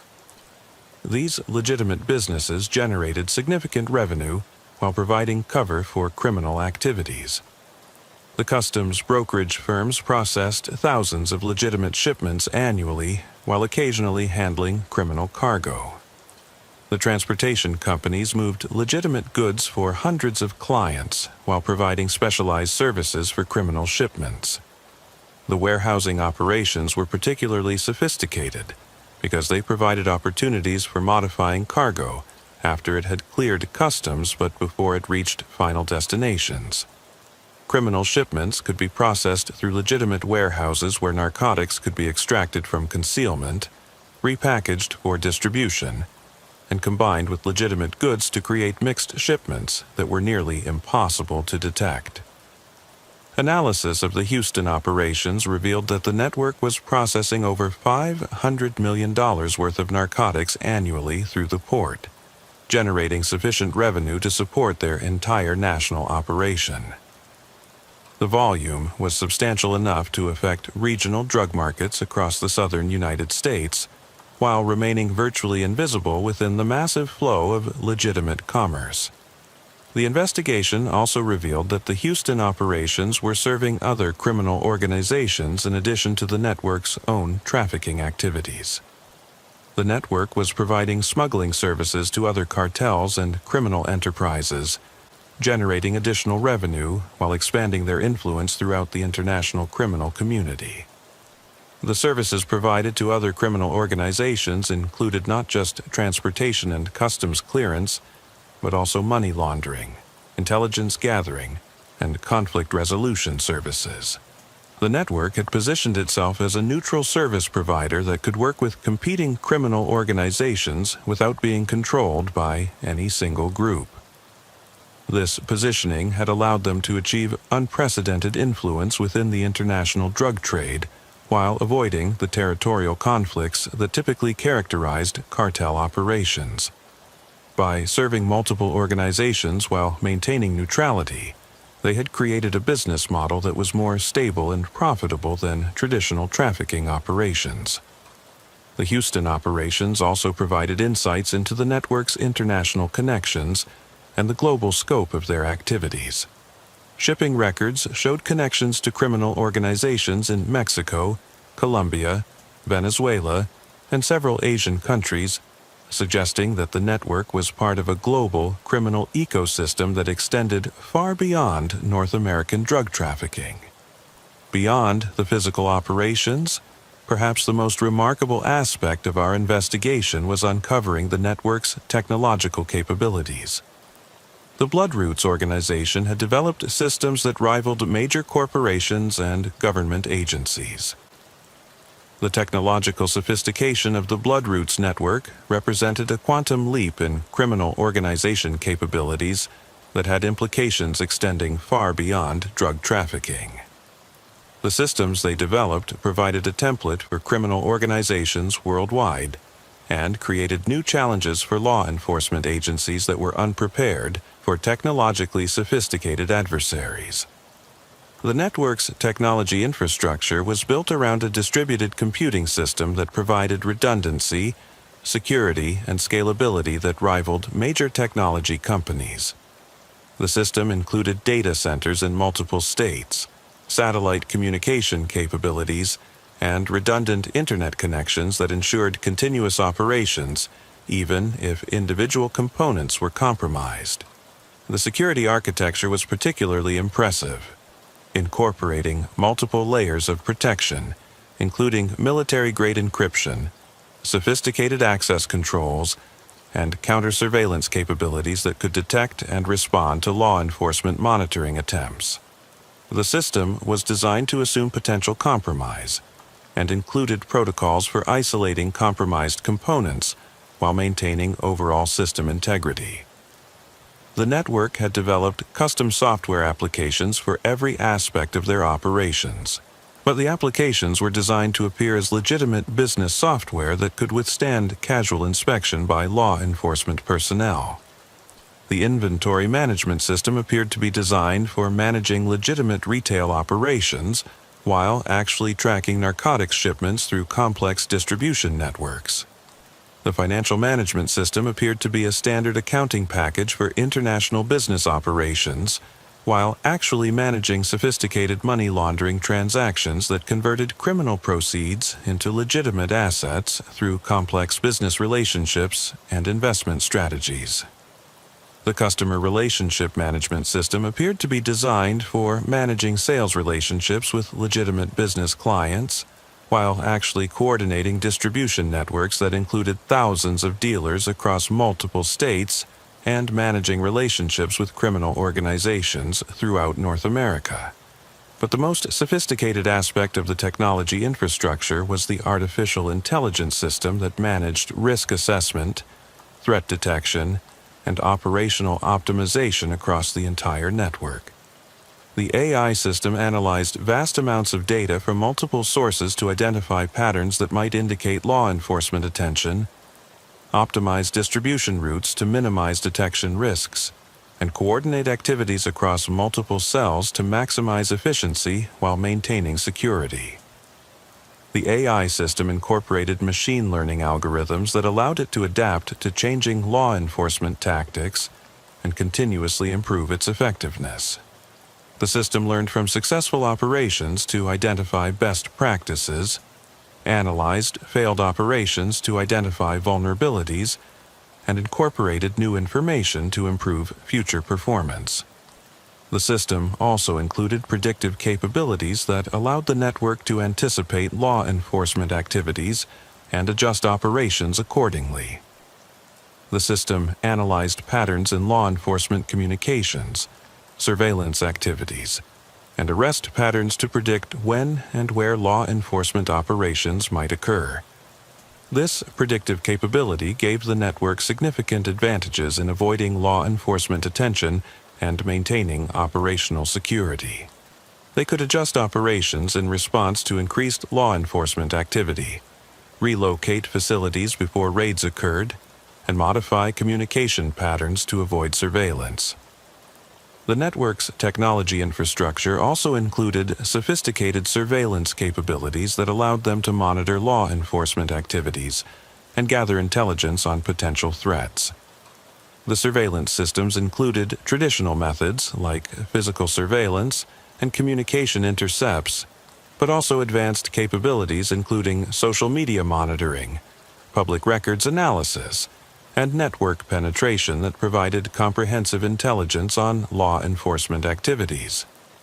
The intelligence gathering capabilities were coordinated through a centralized analysis center that processed information from multiple sources and provided actionable intelligence to operational cells throughout the network. The analysis center employed professional intelligence analysts who had been recruited from legitimate intelligence agencies and private sector intelligence firms.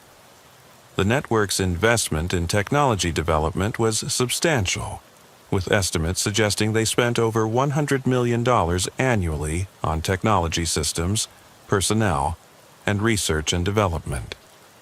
This investment level allowed them to develop capabilities that exceeded those available to many law enforcement agencies and gave them significant operational advantages. One of the most disturbing aspects of the Bloodroots network was their sophisticated approach to recruiting and managing personnel, which operated more like a legitimate multinational corporation than a traditional criminal organization. This systematic approach to human resources was perhaps their greatest innovation and most dangerous legacy. The network had developed human resources policies, employee benefits programs, and career development opportunities that were often superior to those offered by legitimate employers.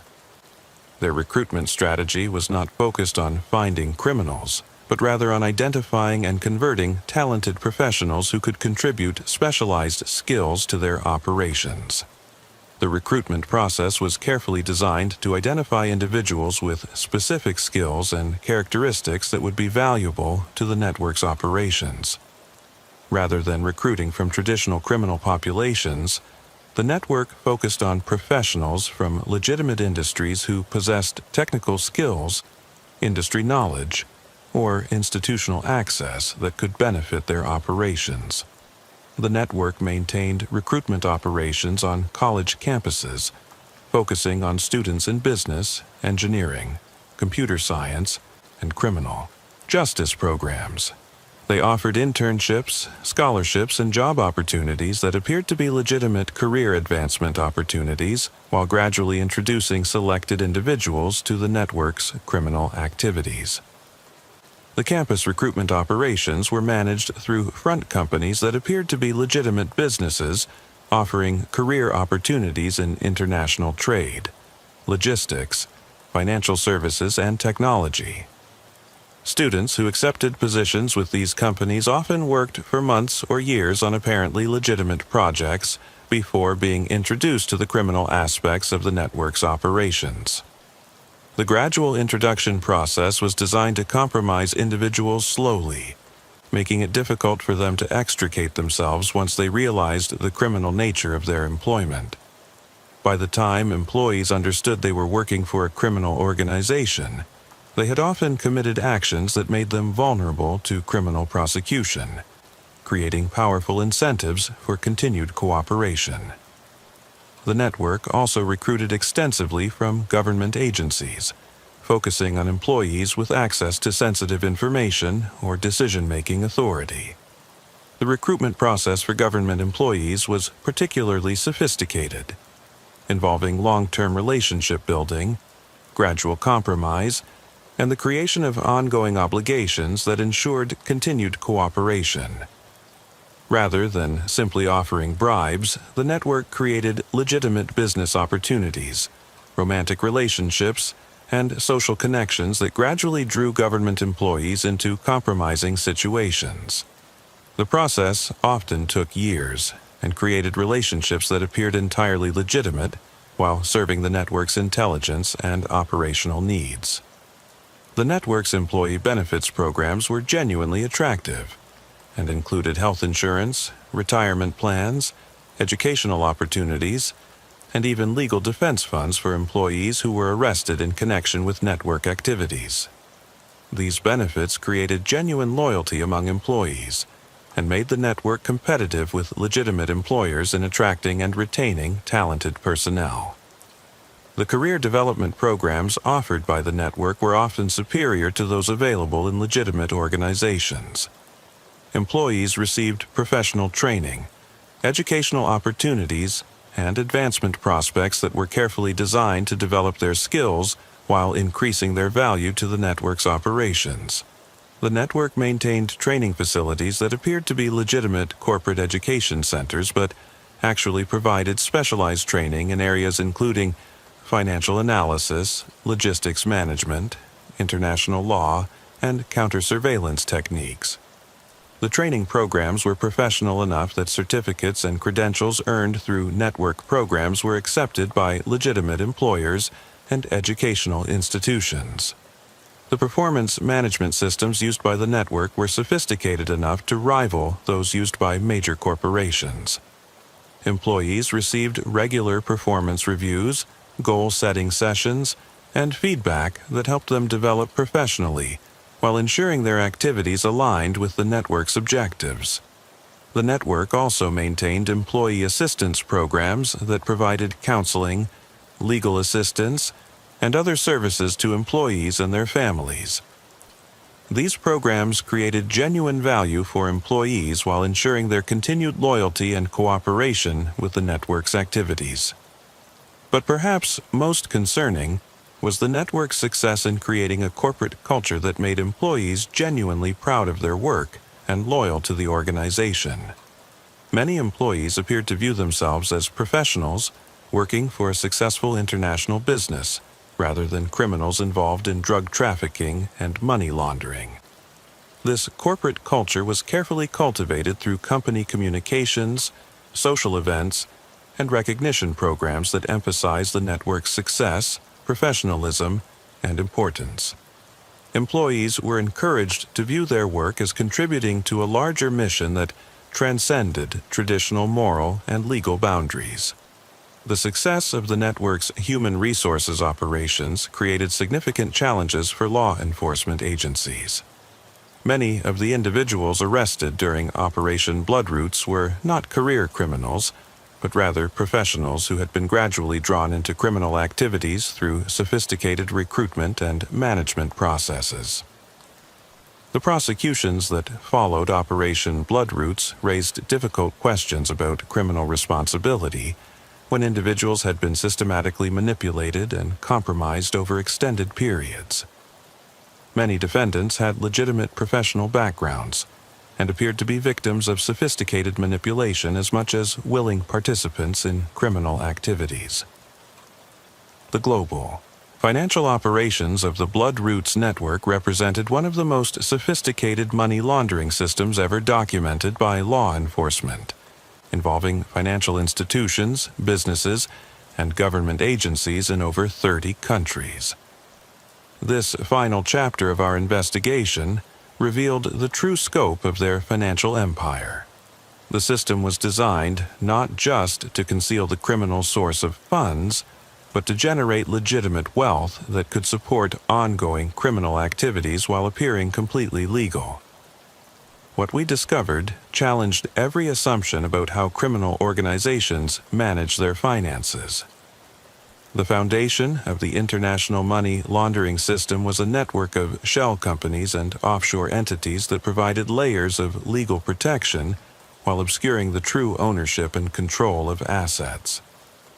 The network had established hundreds of companies in jurisdictions known for financial privacy and minimal regulatory oversight, creating a maze of corporate relationships that made tracing funds nearly impossible. But the network's approach to money laundering went far beyond traditional offshore banking and shell company structures. They had created sophisticated business relationships that generated legitimate economic activity while processing criminal proceeds, making their money laundering operations nearly indistinguishable from legal international commerce. The network operated import-export businesses that conducted legitimate trade in various commodities, while manipulating prices, quantities, and financial terms to transfer criminal proceeds between countries. Over-invoicing for exports and under-invoicing for imports allowed the network to move money internationally while creating documentation that appeared to reflect legitimate business transactions. The commodity trading operations were particularly sophisticated because they involved actual physical goods that provided tangible evidence of legitimate business activities. The network traded in agricultural products, manufactured goods, raw materials, and luxury items, creating diverse revenue streams that made their financial activities appear to be the result of successful business operations. The network also operated legitimate financial services businesses that provided investment management, currency exchange, and banking services to legitimate clients while processing criminal proceeds for the network and other criminal organizations. These businesses were profitable enough to generate substantial legitimate income while providing perfect cover for money laundering activities. The investment management operations were particularly impressive because they generated genuine returns for both legitimate clients and criminal proceeds, creating wealth that was legally protected regardless of its original source. The network employed professional investment managers who appeared to be unaware of the criminal source of some of the funds they were managing. The currency exchange operations provided opportunities for converting criminal proceeds between different currencies while creating documentation that appeared to reflect legitimate foreign exchange transactions. The network operated currency exchange businesses in multiple countries, allowing them to move money internationally while maintaining the appearance of normal commercial activities. The banking relationships maintained by the network included accounts at major financial institutions in dozens of countries, providing access to international financial systems while maintaining the legal protections associated with legitimate banking relationships. The network's sophisticated approach to compliance and documentation meant that their banking activities rarely triggered suspicious activity reports or regulatory scrutiny. The network had also developed relationships with legitimate investment banks, venture capital firms, and private equity companies that provided opportunities for converting criminal proceeds into equity investments in legitimate businesses. These investments generated ongoing revenue streams while creating assets that were legally protected from criminal asset forfeiture. The real estate investments made by the network were particularly sophisticated because they involved properties in multiple countries that could be used for operational purposes while appreciating in value and providing opportunities for additional money laundering through construction projects, property management activities, and real estate development ventures. The network's investment in legitimate businesses created ongoing revenue streams that reduced their dependence on criminal activities while providing additional opportunities for money laundering. The businesses they acquired often became more profitable under network management, generating genuine economic value while serving criminal purposes. The professional services network maintained by the criminal organization included relationships with attorneys, accountants, consultants, and other professionals who provided services that created additional layers of legal protection while facilitating money laundering activities. Many of these professionals appeared to be unaware of the criminal nature of their clients' activities.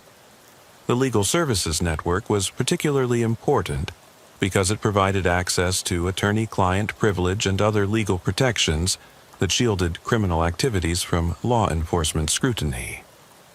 The network maintained relationships with law firms in multiple countries, ensuring access to legal expertise in various jurisdictions and practice areas. The accounting services network provided opportunities for creating sophisticated financial structures and documentation that made criminal proceeds appear to be the result of legitimate business activities.